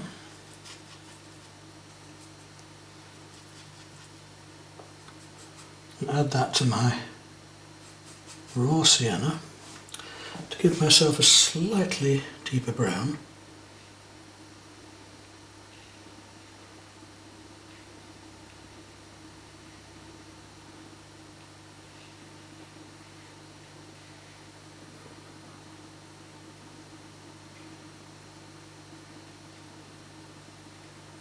So as we're painting wet onto a dry edge, we'll have a much harder edge, a sharper edge.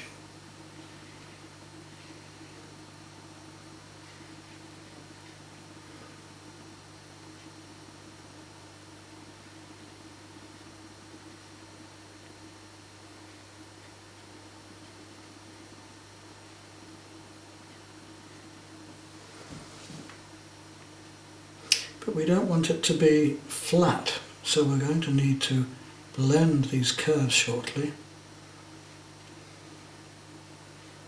to get the feeling of these rose petals.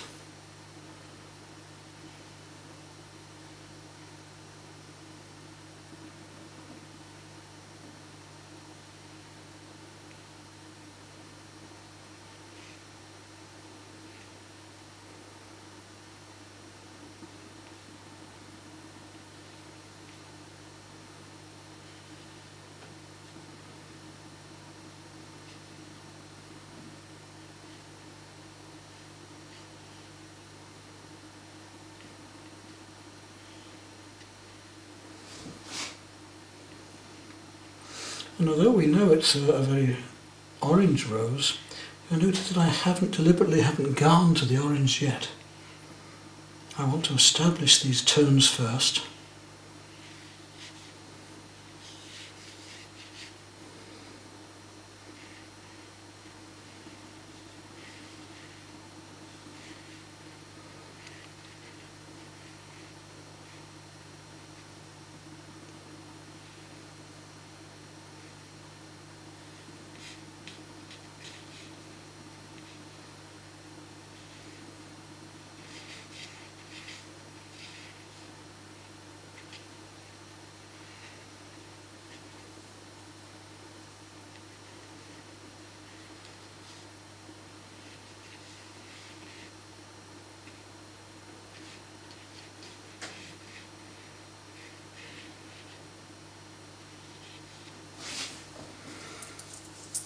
See our rose beginning to appear there now.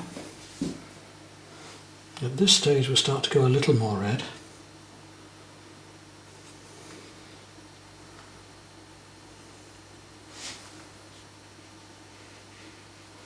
So I'm using my light red now. I still haven't gone to a very strong red.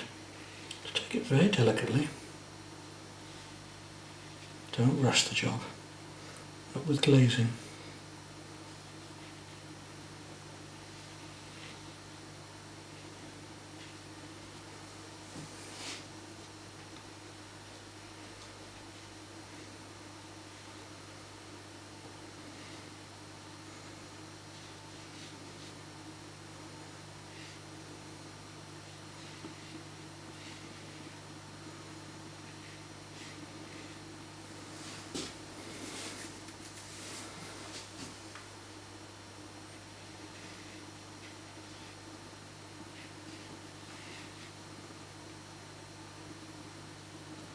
Be very subtle with the changing of these colours.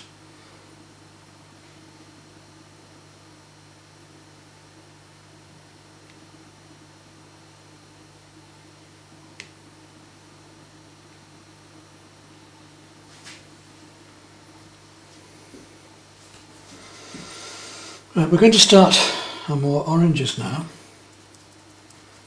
I'm going to go to the cadmium orange. Let's see how that looks on here.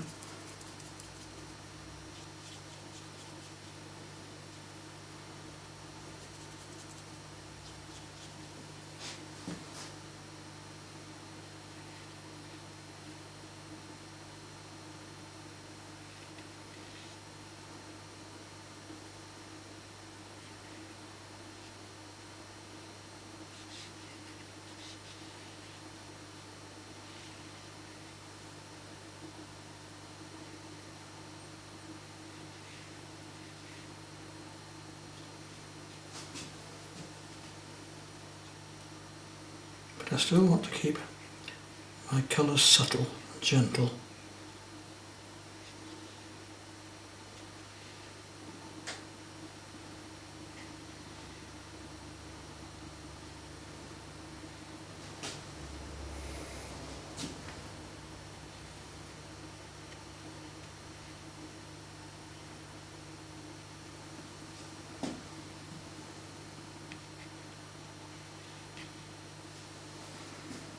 Let that dry off a bit.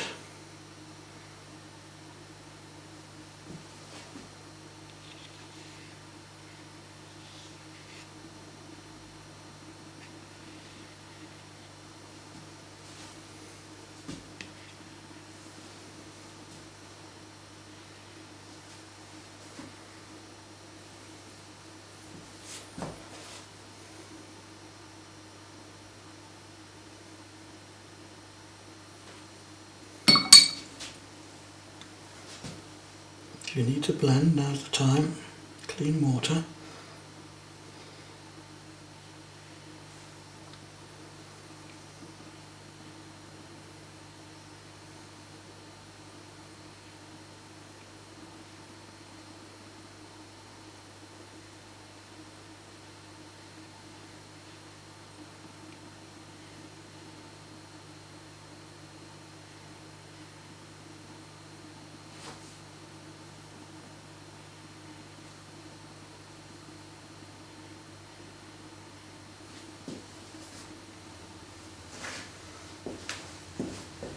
Let that dry and start bringing the reds in. I'm starting with a bright red and then I'm adding the rose afterwards. So under this petal here, all the way along there, just around the edge.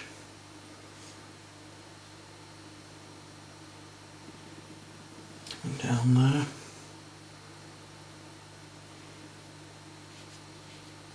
Blend it down.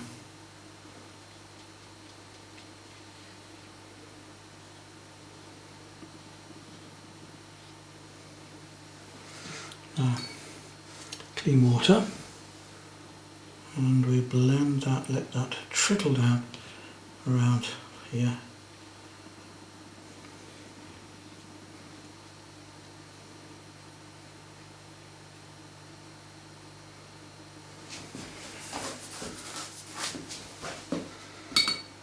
absolutely cleanly. Here, just soften it gently into the yellow.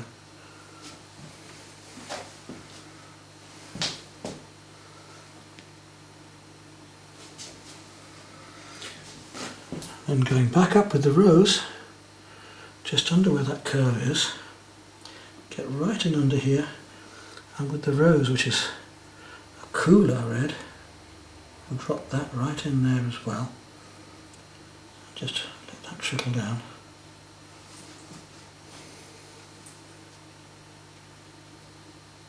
Just blend it in. Same way.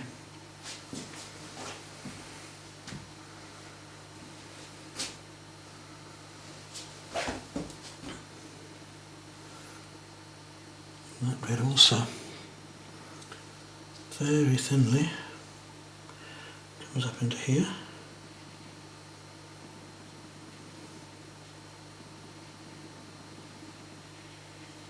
That's a very fine glaze.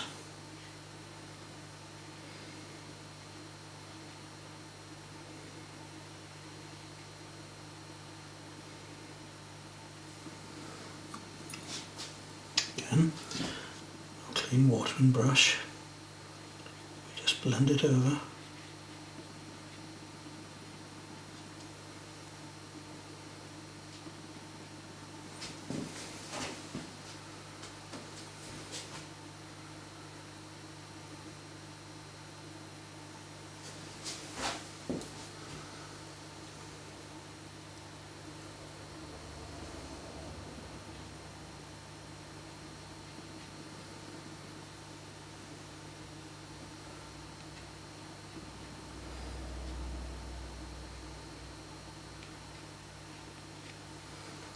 Just add a little bit of cobalt violet under these edges to give a slightly cooler shadow, just here.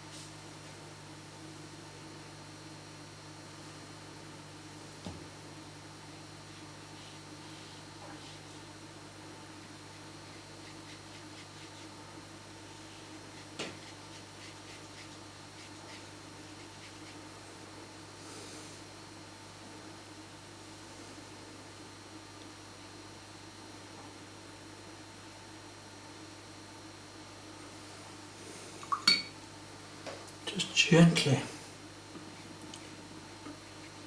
bringing those colours through.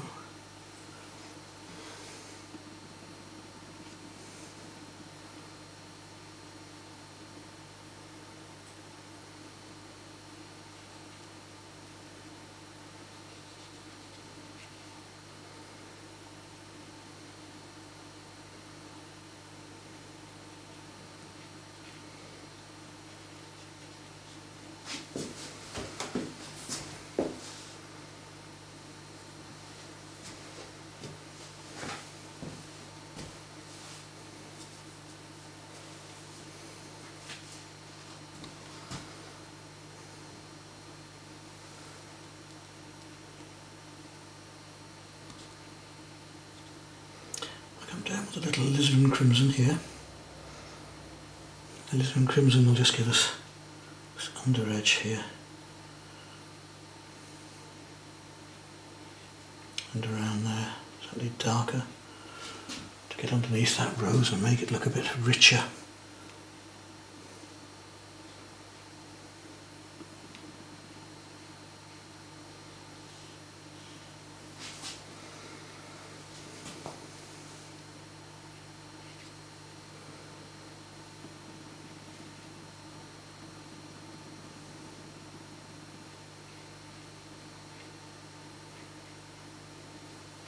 Go directly in with the alizarin here.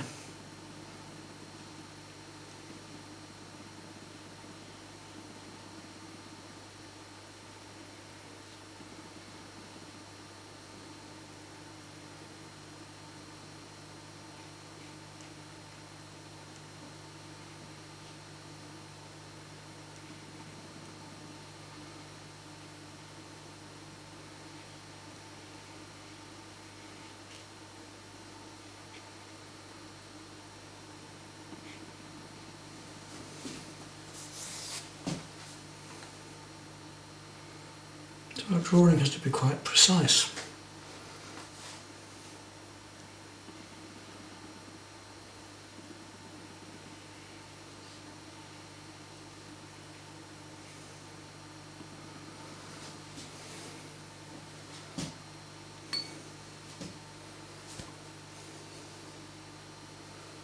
And these subtle differences between the rose,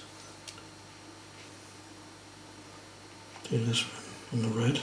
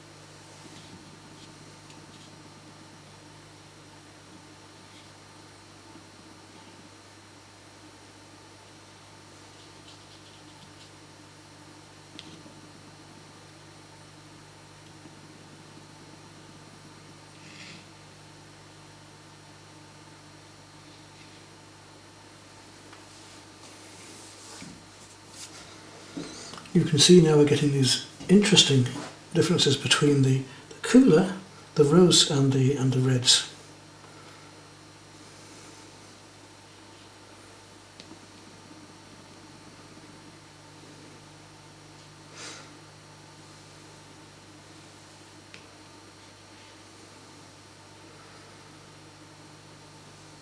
And here there's even a little bit of green.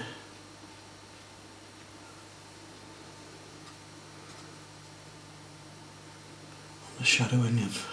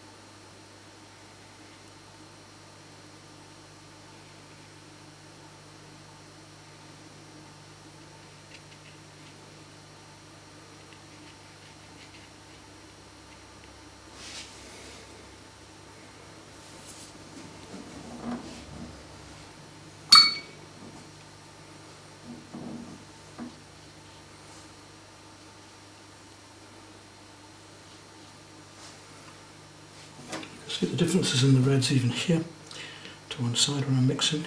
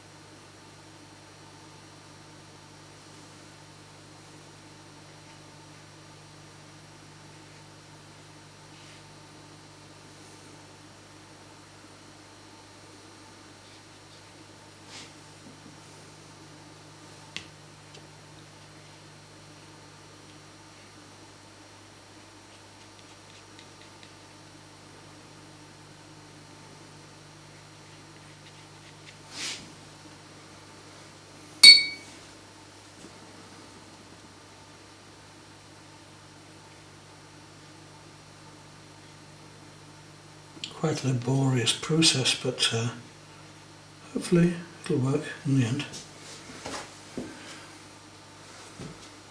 We get a glowing rose.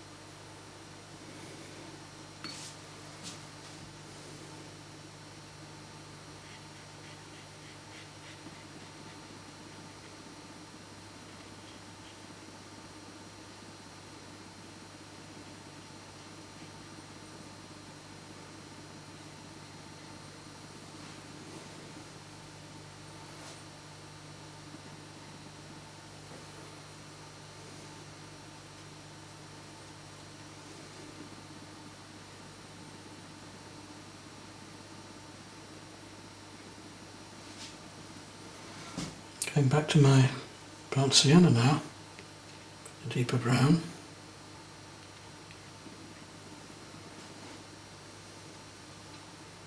Again, I want to make the warms appear nice and warm.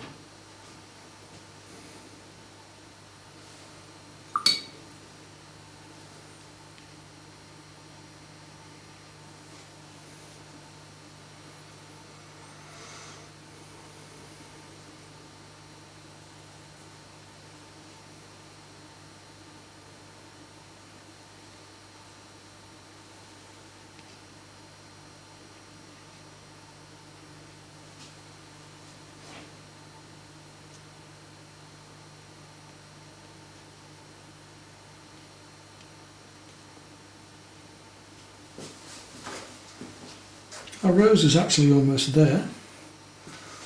Put the darks around that, it'll make more sense again.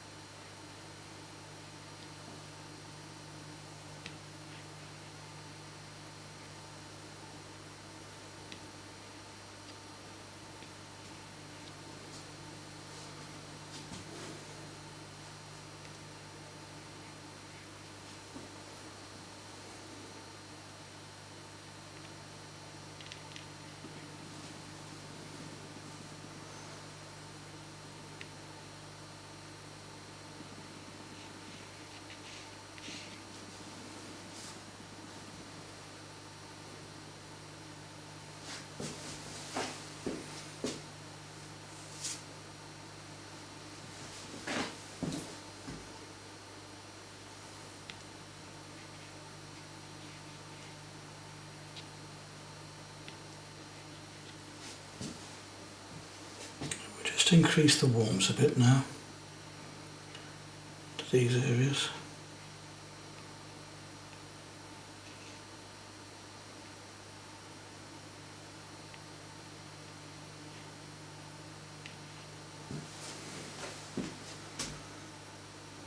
We've got a nice glow going there, that's what we're after.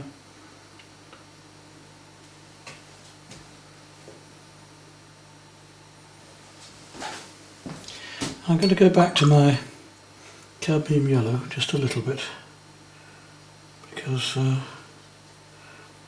some of this now just needs a little strengthening of that yellow.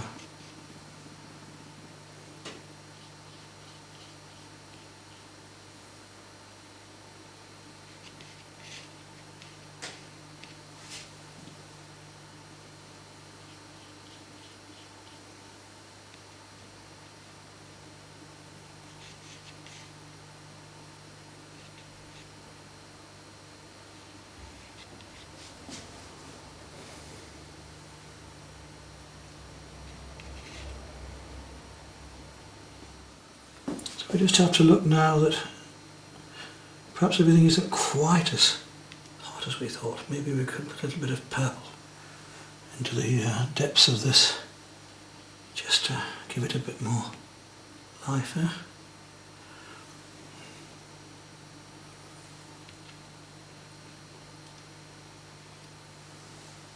Especially in an area like that. Here maybe, because remember about what we said. Remember that we said about the opposites in the colour circle, how they can make things come alive by being next to them. So if you put something light next to dark, it'll make the dark look darker and the light look lighter. Equally, if we put cool next to warm, or the opposites of the colour circle next to each other even, then suddenly we get this three-dimensional effect that we're getting now, with a little purple in the petals here.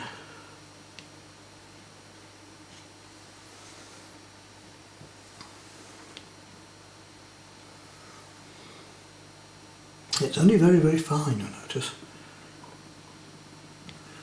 As equally, green is opposite to red.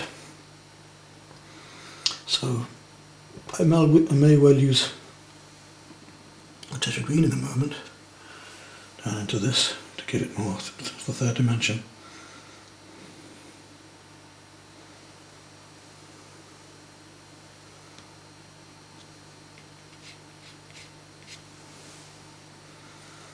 Right, let's just do just that. Let's see if we need a touch of green anywhere. Won't take a lot, but just to shade and bring out one or two areas here like this. And look how lovely that looks. Really got to look for colours when you're an artist. Not just do what you think is there, but really look for what is there.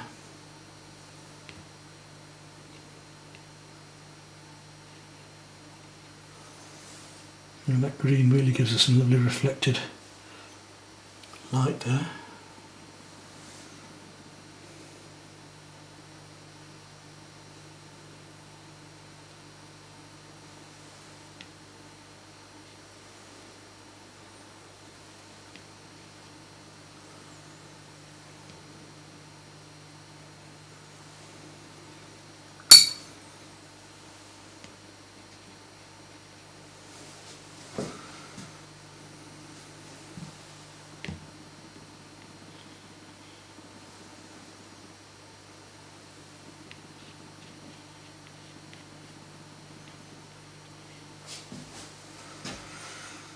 Okay, we'll leave it at that, and we'll do our dark around it now to make that whole rose stand out. So I'm going to go to my wash brush now.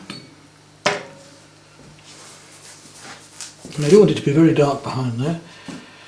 I'm going to make, first of all, they're all going to be fairly warm darks, whatever. I'm going to use some cobalt first of all. Cobalt and raw sienna.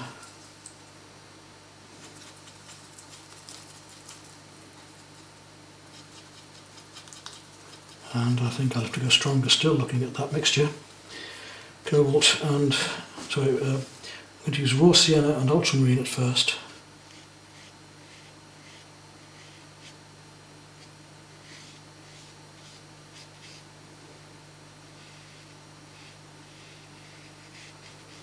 We'll see how these greens affect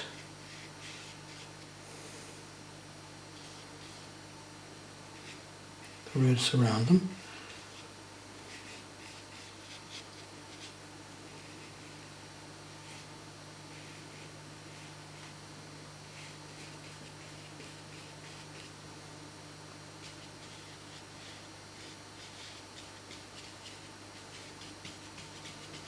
Working within this oval.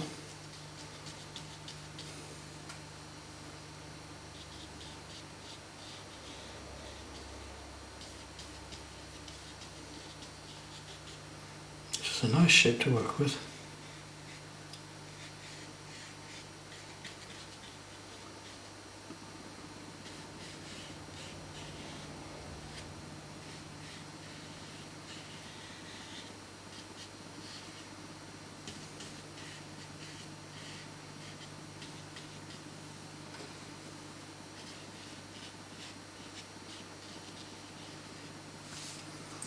Now you start to see the rose stand out a bit more.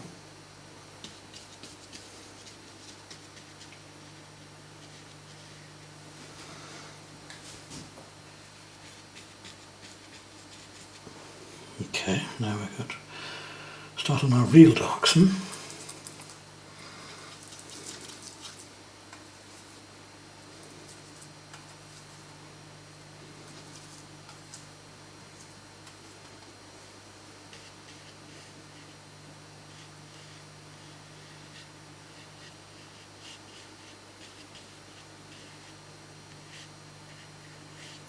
Look how that rose is standing out much more nicely now. I do have to be a bit careful here because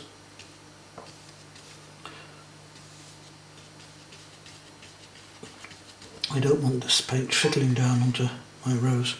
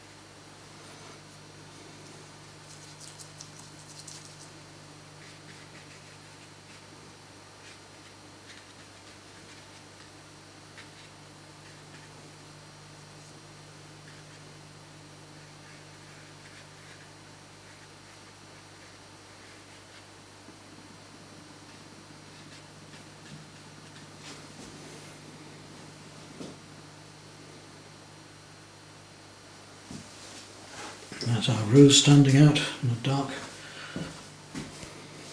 behind it.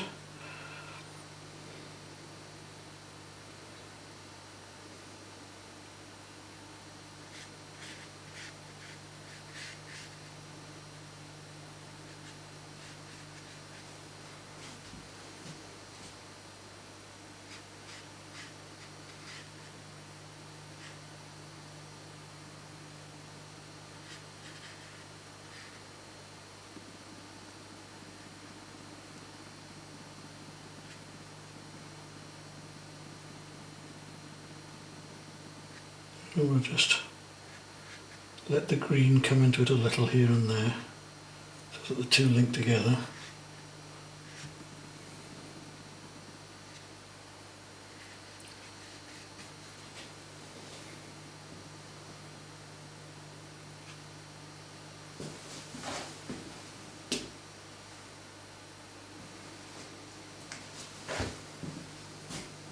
And here, finally,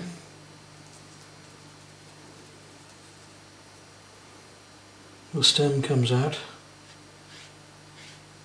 Just want to make a very dark stem just there. Follow that up with a little dark into this as well.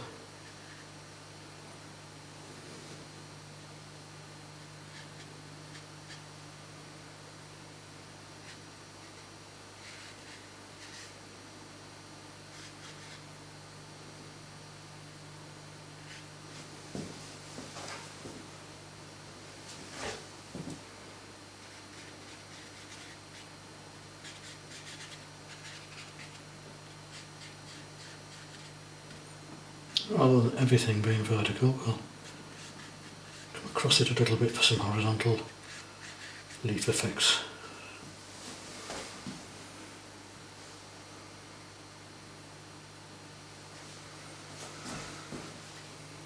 There's our rose.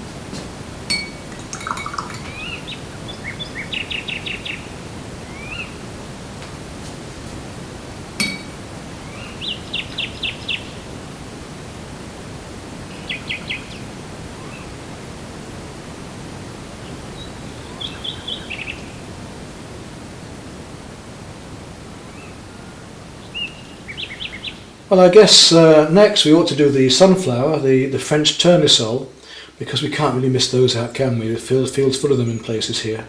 So in this case we're going to use just straight watercolour, not going to mask. We could mask the petals off, but I'm going to just paint straight wet and then wet over dry, and some wet into wet background again. So there's some nice bright yellow golden sunflowers. Okay, we're going to start off with the obvious, you might say. We're going to start off with the chrome yellow again. Nice and strongly.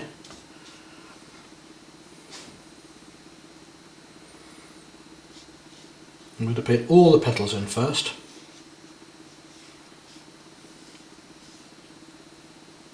In fact, I'm going to go right over the middle of them too, because I can use that to glaze over and still give me the golden effects I need. So I'm even painting the centres as well. I know I can put my light red over this yellow, and that will give me a lovely glowing browny orange, which we need for the centre of the sunflowers, before adding some purple in there to go against these yellows and make them really sing. Now, as I'm working, I'm able to use the pigment more heavily to work into some of these darker, more golden areas immediately, because as you know, the watercolour always dries a bit lighter. So here we want stronger yellows. We can add them almost straight away, as the paint's drying. Add a little bit of wetting to wet as well perhaps with it, not a lot. And these background colours too, I want to paint the greens next to those whilst they're still wet, because I do want to have a soft effect for some of those background cadmium oranges and things here that we can start to add into. I was saying I want to do a little bit of the greens in the background while that's still wet. I want a very light colour first. I'm going to take some cerulean with a little touch of the chrome.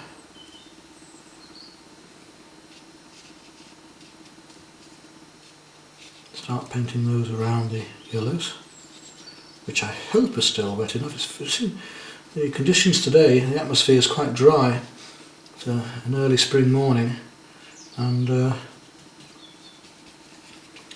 paint seems to be drying very quickly this morning, which is not ideal in some ways, I'm afraid, for this particular job.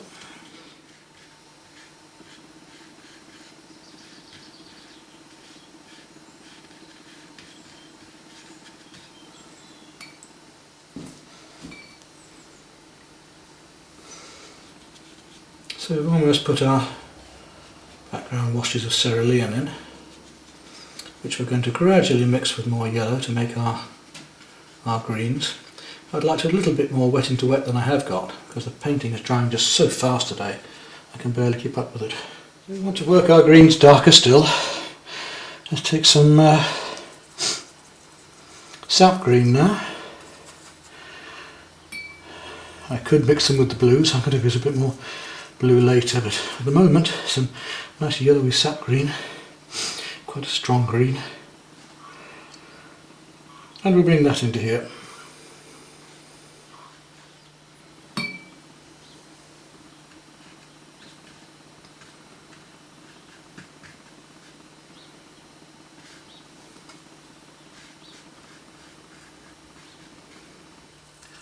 With the ultramarine, get that going, and neat, start to drop that in around these flowers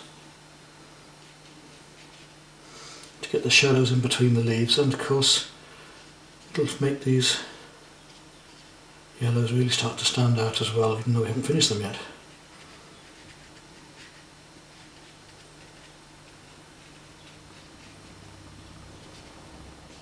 And we'll just try and indicate a few actual leaves here and there, just outlining a little bit.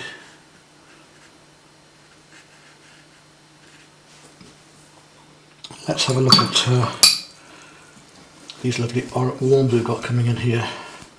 Start off with a touch of rose.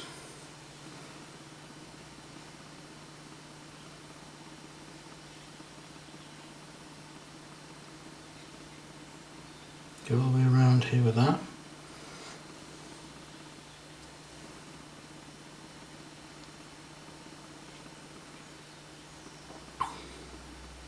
That's going to be crisscrossing over here anyway.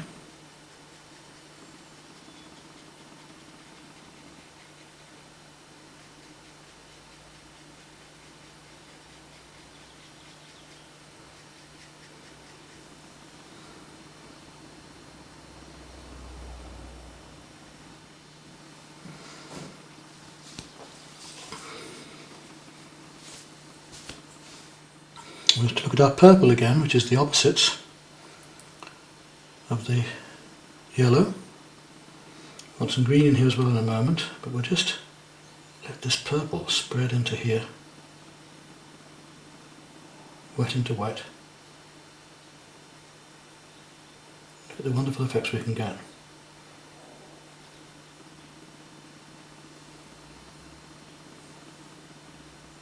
It's in the centre here.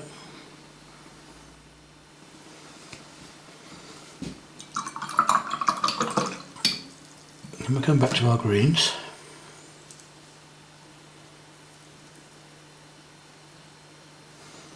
Because we need to drop in the green around here, which is the opposite to the red, and that will also give us Tremendous amount of depth and colour.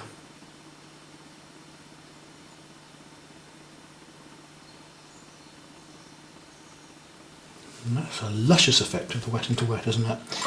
And just finally, I'm going to go back to my ultramarine, because I want a little more blue in this purple in the centre here, to really bring out these luscious effects we can get with wet into wet.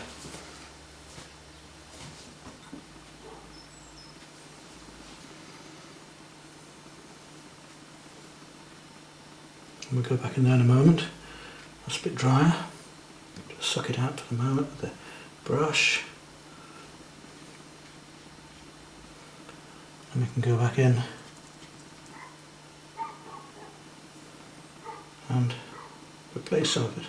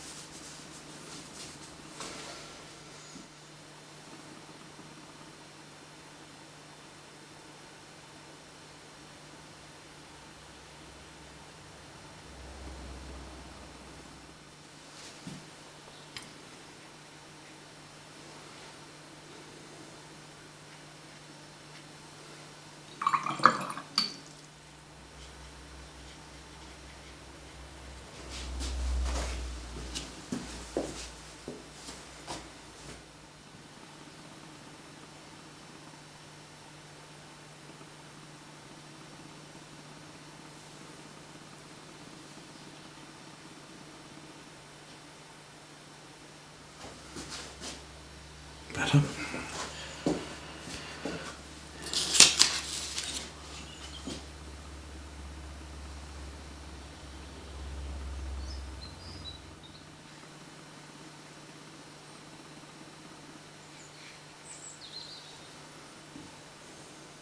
This is a purple and ultramarine now together, just to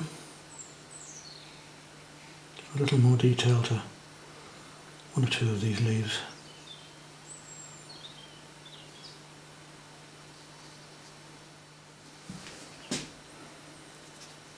And these little adjustments we can always do at the end.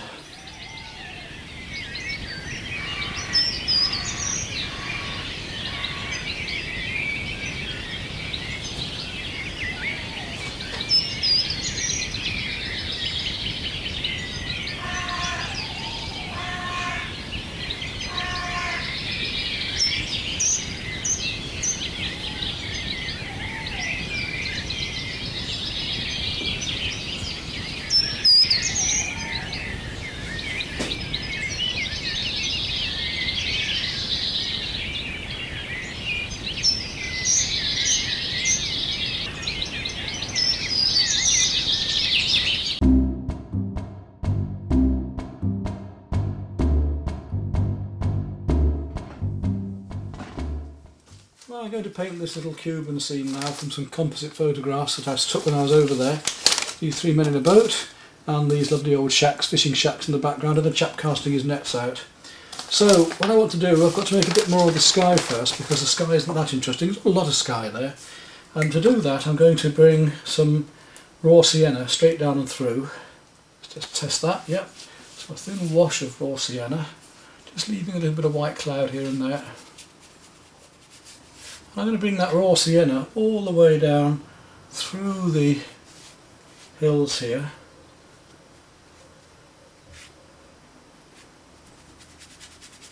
And we're using a rough paper this time, nice rough £300, quite got a bit to spare, and I thought, well, we'll use that up. So a nice warm raw sienna, and raw sienna I think is nicer than yellow ochre because it is very transparent. And once I've got this raw sienna on, I'm going to build it up a little bit more, make it stronger.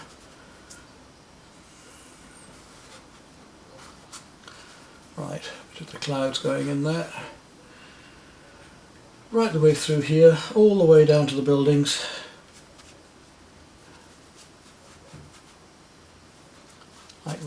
because it goes through all those trees in the background. Then, whilst it's still wet, as I'm working on an angle here, we'll take a little bit of the Aureolin yellow and mix a bit of that into there. Let it just drop in amongst the trees. Give the yellows in the... It should be a very quick painting to do. So I'm just showing you how quickly a watercolour can be done using these techniques, as if you were doing it out of doors.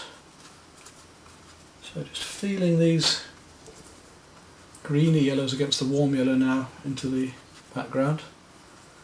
It's very warm in here, so the atmosphere is going to dry very quickly. Now I need to take some cerulean and drop that along the edge here, all the way along. Cerulean blue, and that cerulean blue is blending in amongst the clouds up here as well.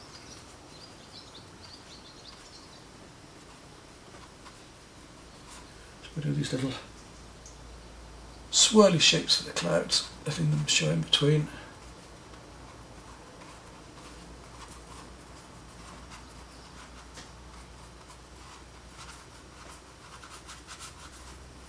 Blending, softening things in.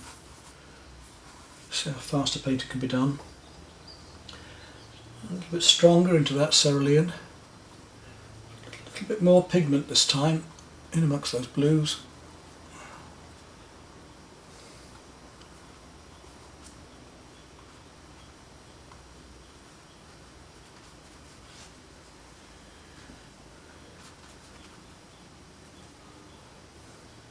Now that cerulean is very useful because I'm going to take some of the Aureolin yellow and the cerulean and now start to drop that into these trees behind, so we get the blue-greens coming in there. Look how fast we can make the effects of sky and trees behind there. Up into the sky I want a little touch of mauve. I'm going to take a tad of some cobalt violet and just bring that into the sky a little bit, just a little bit of warmth, not quite so flat, especially in this Caribbean type, which it isn't, but this tropical climate. Have a little bit of warmth going on in those clouds and just soften them back, and a bit of clean water and just take those edges down a bit, not them too bright. Right, back to the greens again, the Aureolin and the cerulean. Dropping in these blue-greens all the way along.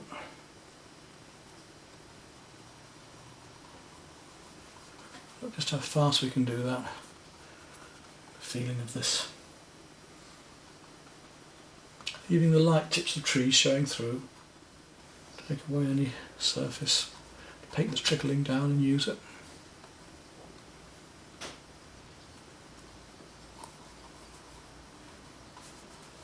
Now, the drier that becomes, the less the paint will spread in that afterwards. And take a little bit of cobalt now and let that come into the tips here, the trees. So it's a little bit darker, the cobalt blue, than the cerulean. You get these slightly furry effects, which are nice for the trees. These greens behind, all made with either cobalt or cerulean and the Aureolin yellow. We don't need anything else at the moment to make these lovely greens with that. Getting stronger and stronger with the paint. Now as I mix this, I'm gradually making the paint stronger. In other words, I'm putting more pigment in and getting stronger with the colours. Right, leaving that to dry off till we do some more detail. Let's look at the little houses behind there. I'm going to start again with a little rose, little warmth into there, across the tops of them.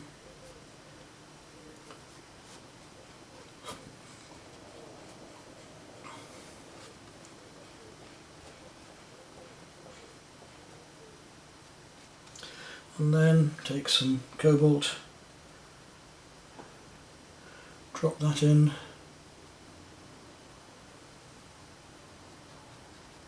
Little lines to get the effects of the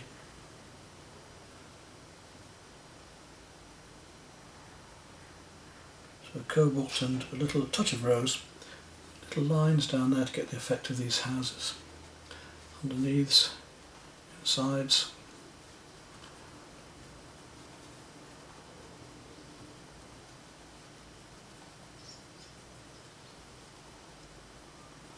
Letting the white paper do the work where we want light. Remember, we don't paint white in, not unless we have to at the very end. We're using the white of the paper.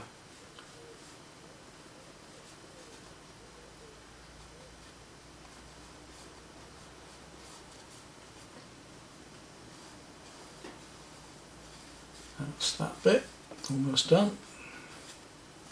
Quick as that. And a little bit more warmth into there. A little touch of red in some of these buildings. And into some of this.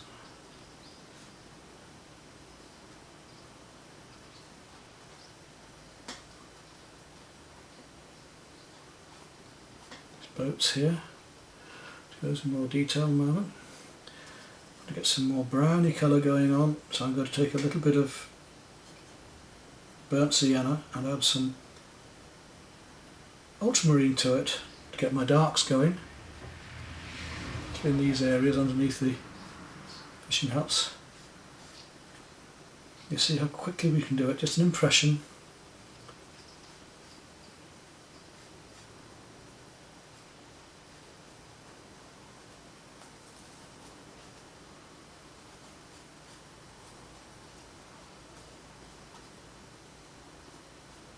Look at that one too.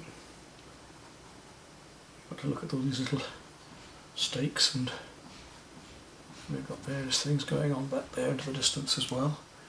Little posts and stakes going on. We can lift out a bit of paint here later. And the boat there.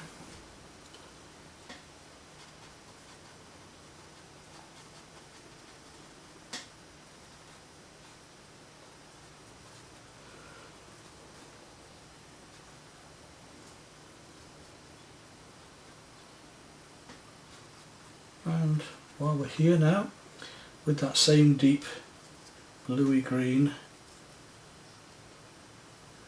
with that same browny colour, we'll come right up into this tree here, and with a few brush strokes just feel those branches coming out right the way down into there. Perhaps a little more green into that as well, just a tad, softly in the background. And we're going to have a go at these trees as well. A little bit of viridian into it now, and I'll paint some palm leaves in. Now that the paint is drier, I can paint the wet over the dry, which gives me harder edges.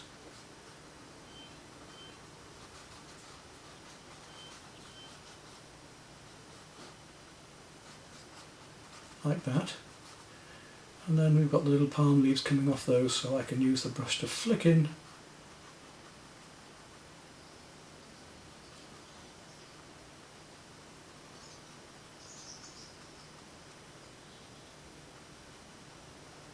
edges of these palm leaves like that, coming down and across.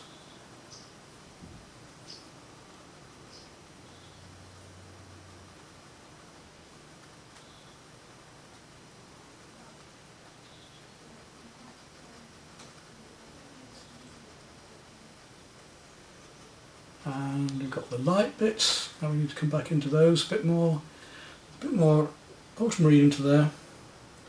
Make them a little bit darker, especially down here.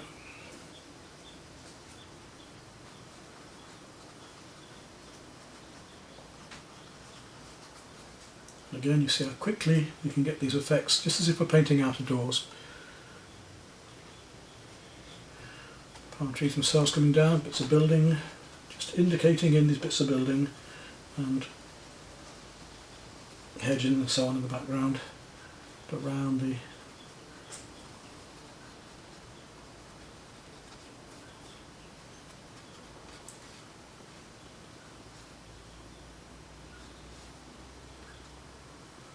and where we've got the same colour on our brush, let's look at these palm trees here. What I'm going to do there is just put in some of these darks, just indicating all these palm trees, little fluffy strokes going all the way down on these trees. One of the beauties of these oval mops is that you can use the tips as well as the flat of the brush to get these effects.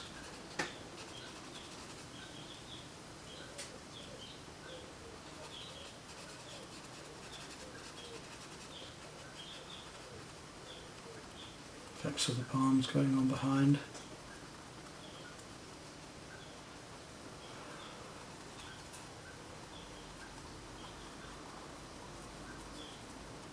We just feel these bushy trees with the tip of the brush giving these little oval strokes all the way down there, around the trees. Soften it just a bit, dropping the trees behind. Water, blend a fraction, drop them in again. So we're using lost and found edges and just showing one or two of the trees a little harder as they come up into the hill there.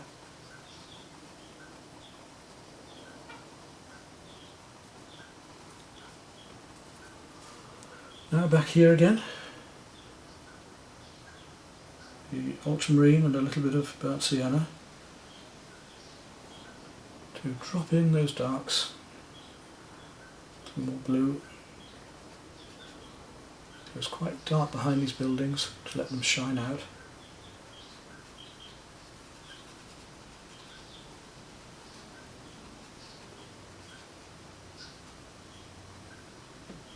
To indicate the feeling of palm leaves.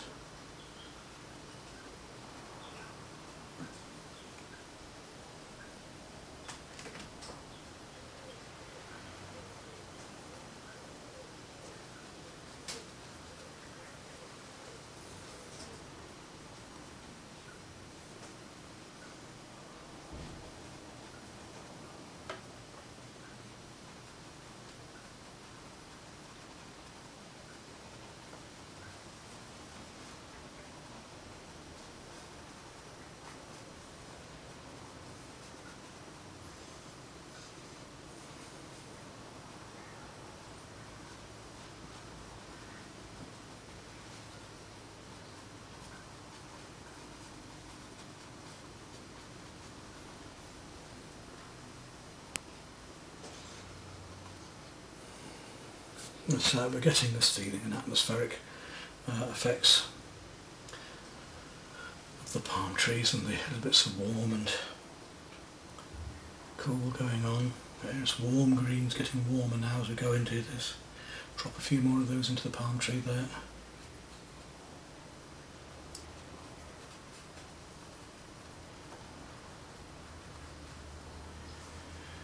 How that gives the feeling of distance then.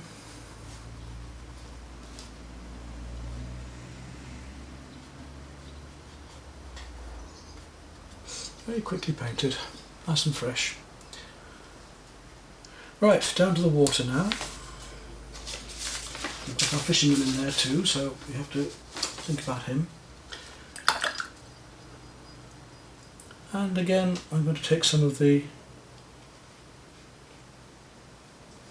raw sienna all the way along the beach here at first.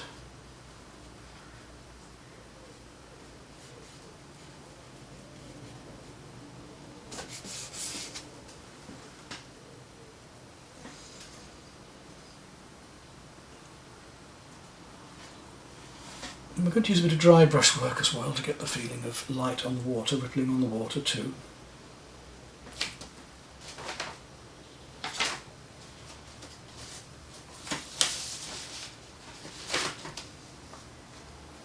It's quite green down here, so let's make our green again with the cerulean and yellow.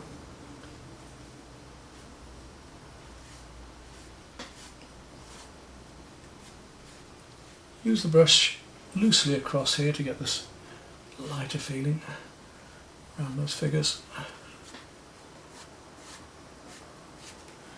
Let that dry down a bit.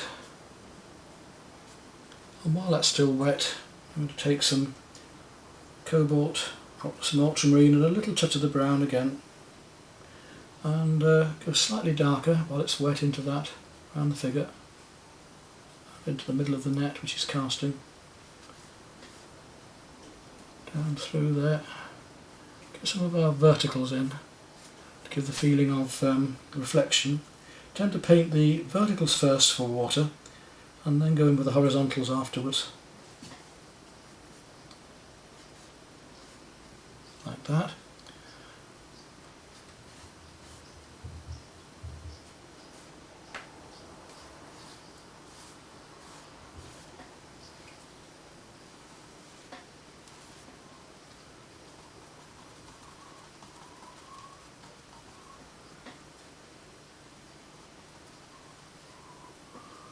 And we can go across it, keep dropping colour in.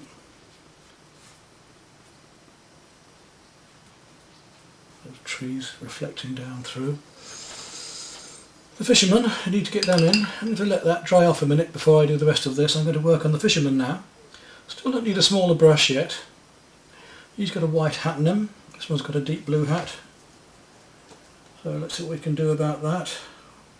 Again, the same. I think I will go down the brush actually. I'm going to go down to a smaller one. So I'm going to go down to number 6 now, just to mix up some of these colours. And plenty of ultramarine. Paint him a bit more carefully. Let's put that blue into there. Blue, green, blue hat. A little bit thinner. Don't want it spreading out into the water.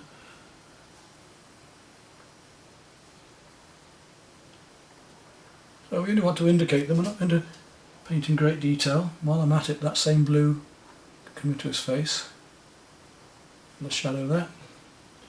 Perhaps a touch of rose, just to give him a little bit of colour.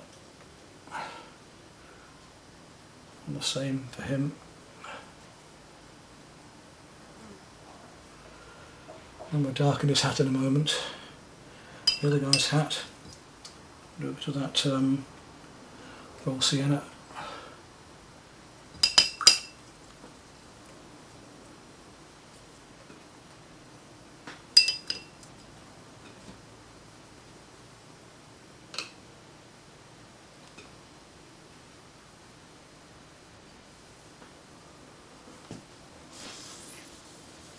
On his face, again a little wash of the rose, just to keep it warm.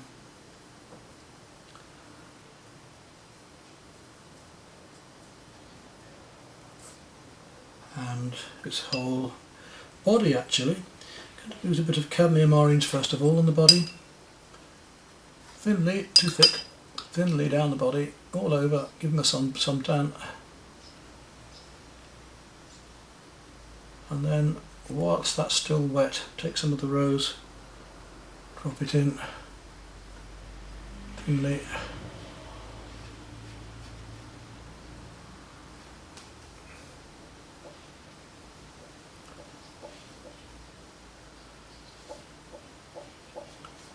Way down his arm, and a little bit of cool, so take some cobalt. Just cool the back down a bit, and his face. You see how quickly we can paint these figures without getting involved in too much detail.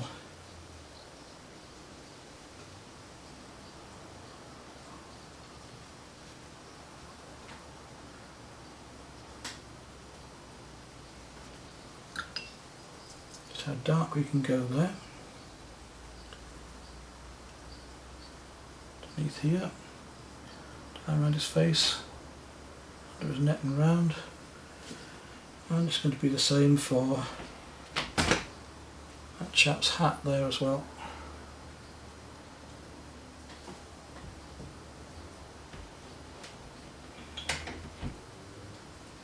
Just just under his chin, and underneath this guy's hat too, darker.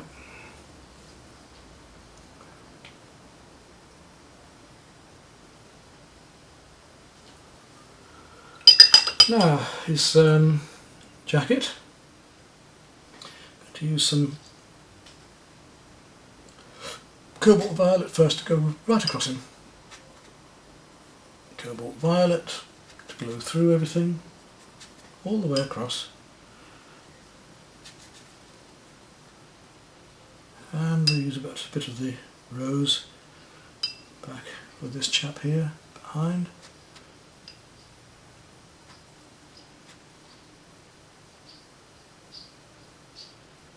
Down his leg. Round the back, some aureolin yellow, just get that colour right. Thin aureolin yellow to give a lighter colour to his trouser. Now while that's still wet, get off fly, get off your silly fly, and we come back with the blue,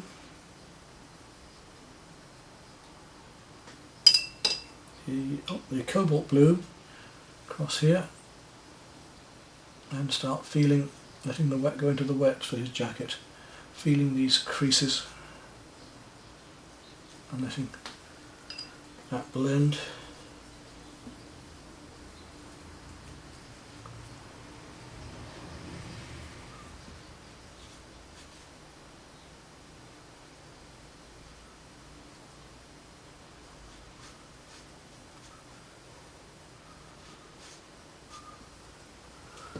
You see how easily those figures come together.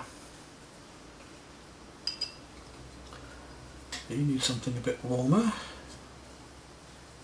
Coming down here, and those creases, just underneath his bum.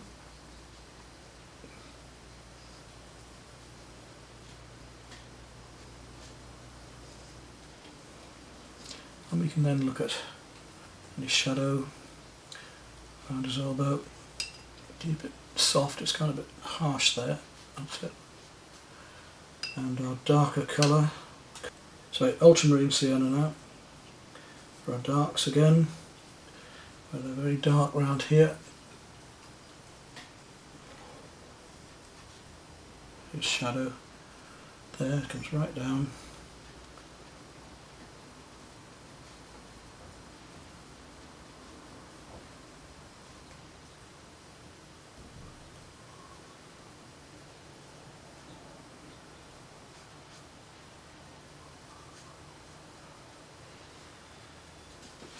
So we've got the figures well on the way. Now we're coming back to a bit of emerald green on the boat to paint the boat in a little bit more carefully.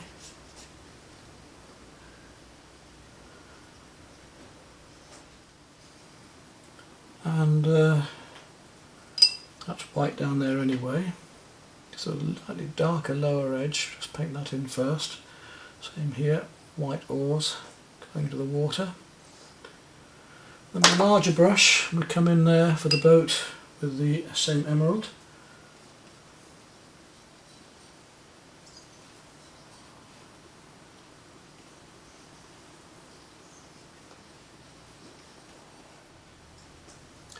And that's going into the water a bit too there.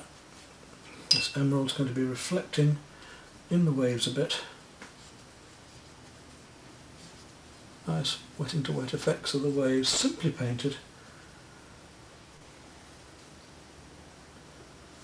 Now we're on that colour, we can start to paint that in.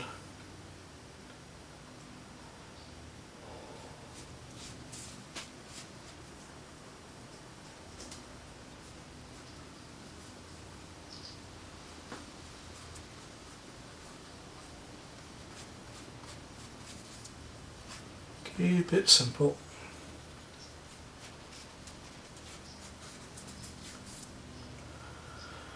Back to the boat, and we need some much darker colour, so back to our warmer burnt sienna and ultramarine to start painting in the darker shadows. A little bit more warmth there. nicely underneath here. We'll let that go in wet into that colour. Shadow down there, and then there's the same going on here with the boat, right up to there.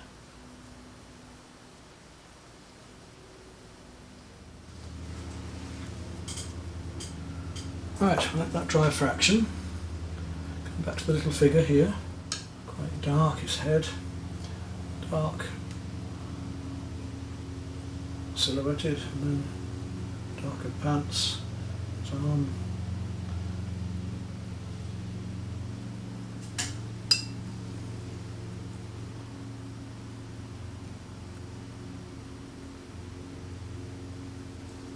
I'm just going to be reflecting just slightly in the water. EW isn't going to make him. And we want to go a fraction darker in places as well on these figures now that it's dried out a bit, just to bring them forward.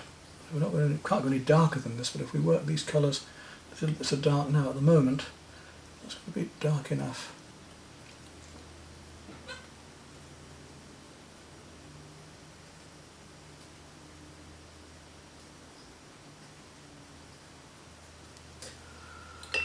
And back with my big brush, take some Prussian blue and a wee bit of the burnt sienna, and finally just go in a very dark line along here underneath the oar, maybe inside here a bit.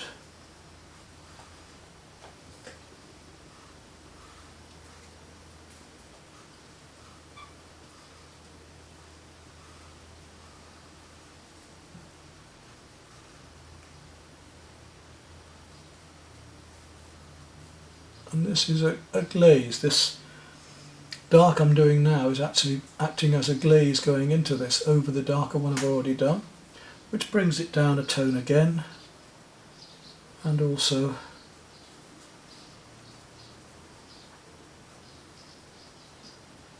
helps to get these waves. That white line needs taking down just a bit. Some of the warmer colour, a little bit of burnt sienna and ochre, just to warm up this light line, so that these figures are drawn forward slightly.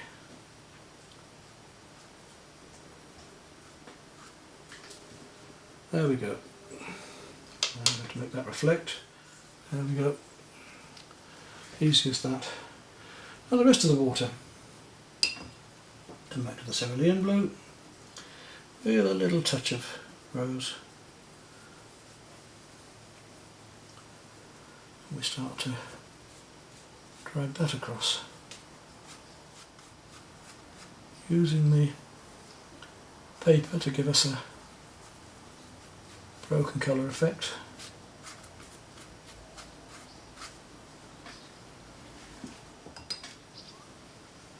And the painting is almost done at that. We don't need an awful lot of detail in this, but we can start to play with a few more of the reflections, just little bits of water, waves, ripples going on behind them, wet into wet. It's a bit rougher in here. I don't want to absolutely mirrored water. I want effect of waves and ripples just coming through. Palm trees are in there, so I'll just try and show a bit of those palm trees reflecting here a bit maybe. Finally, as it dries, let's go back to the details. We want little fishing stakes and things that are stuck into here.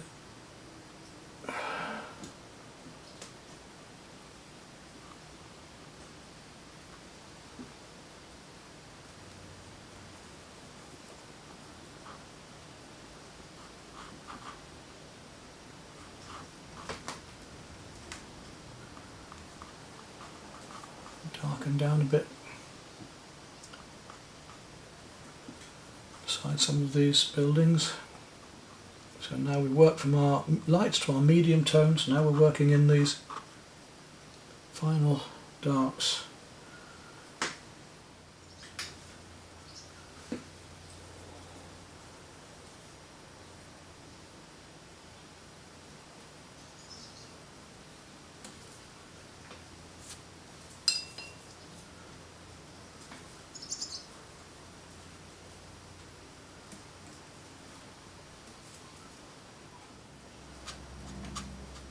So we can just put in a few of these reflections and verticals now.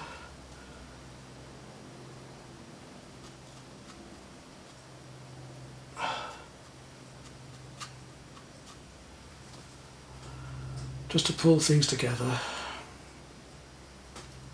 Very quickly painted as we paint out their scene.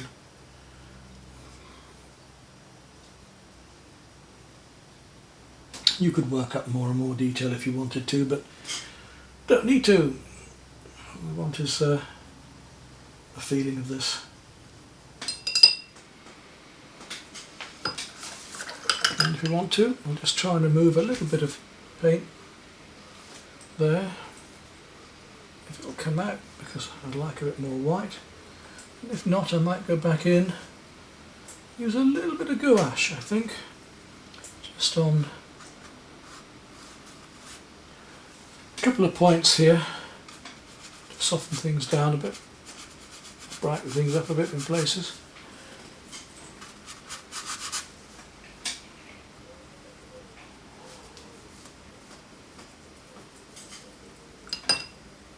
Let that dry off. While I'm letting it dry, I'll whip in a signature.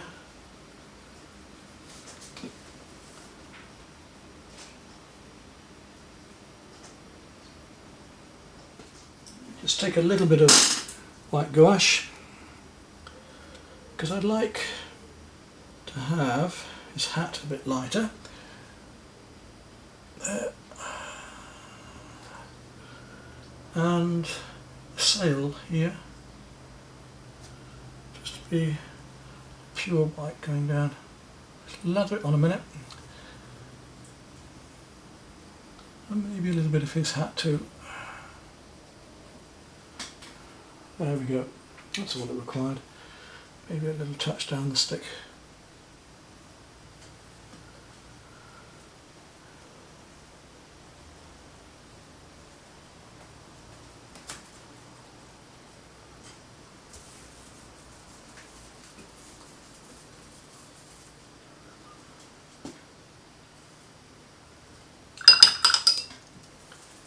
Just see if a slightly warmer green wouldn't help some of the boat.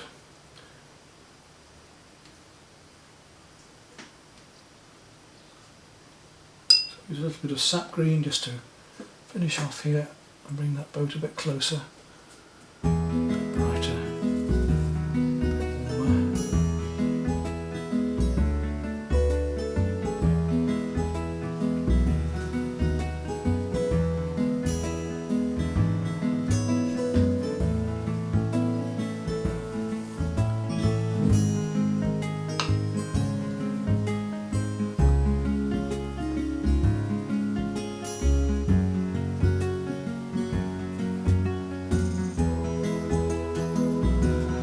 There we go.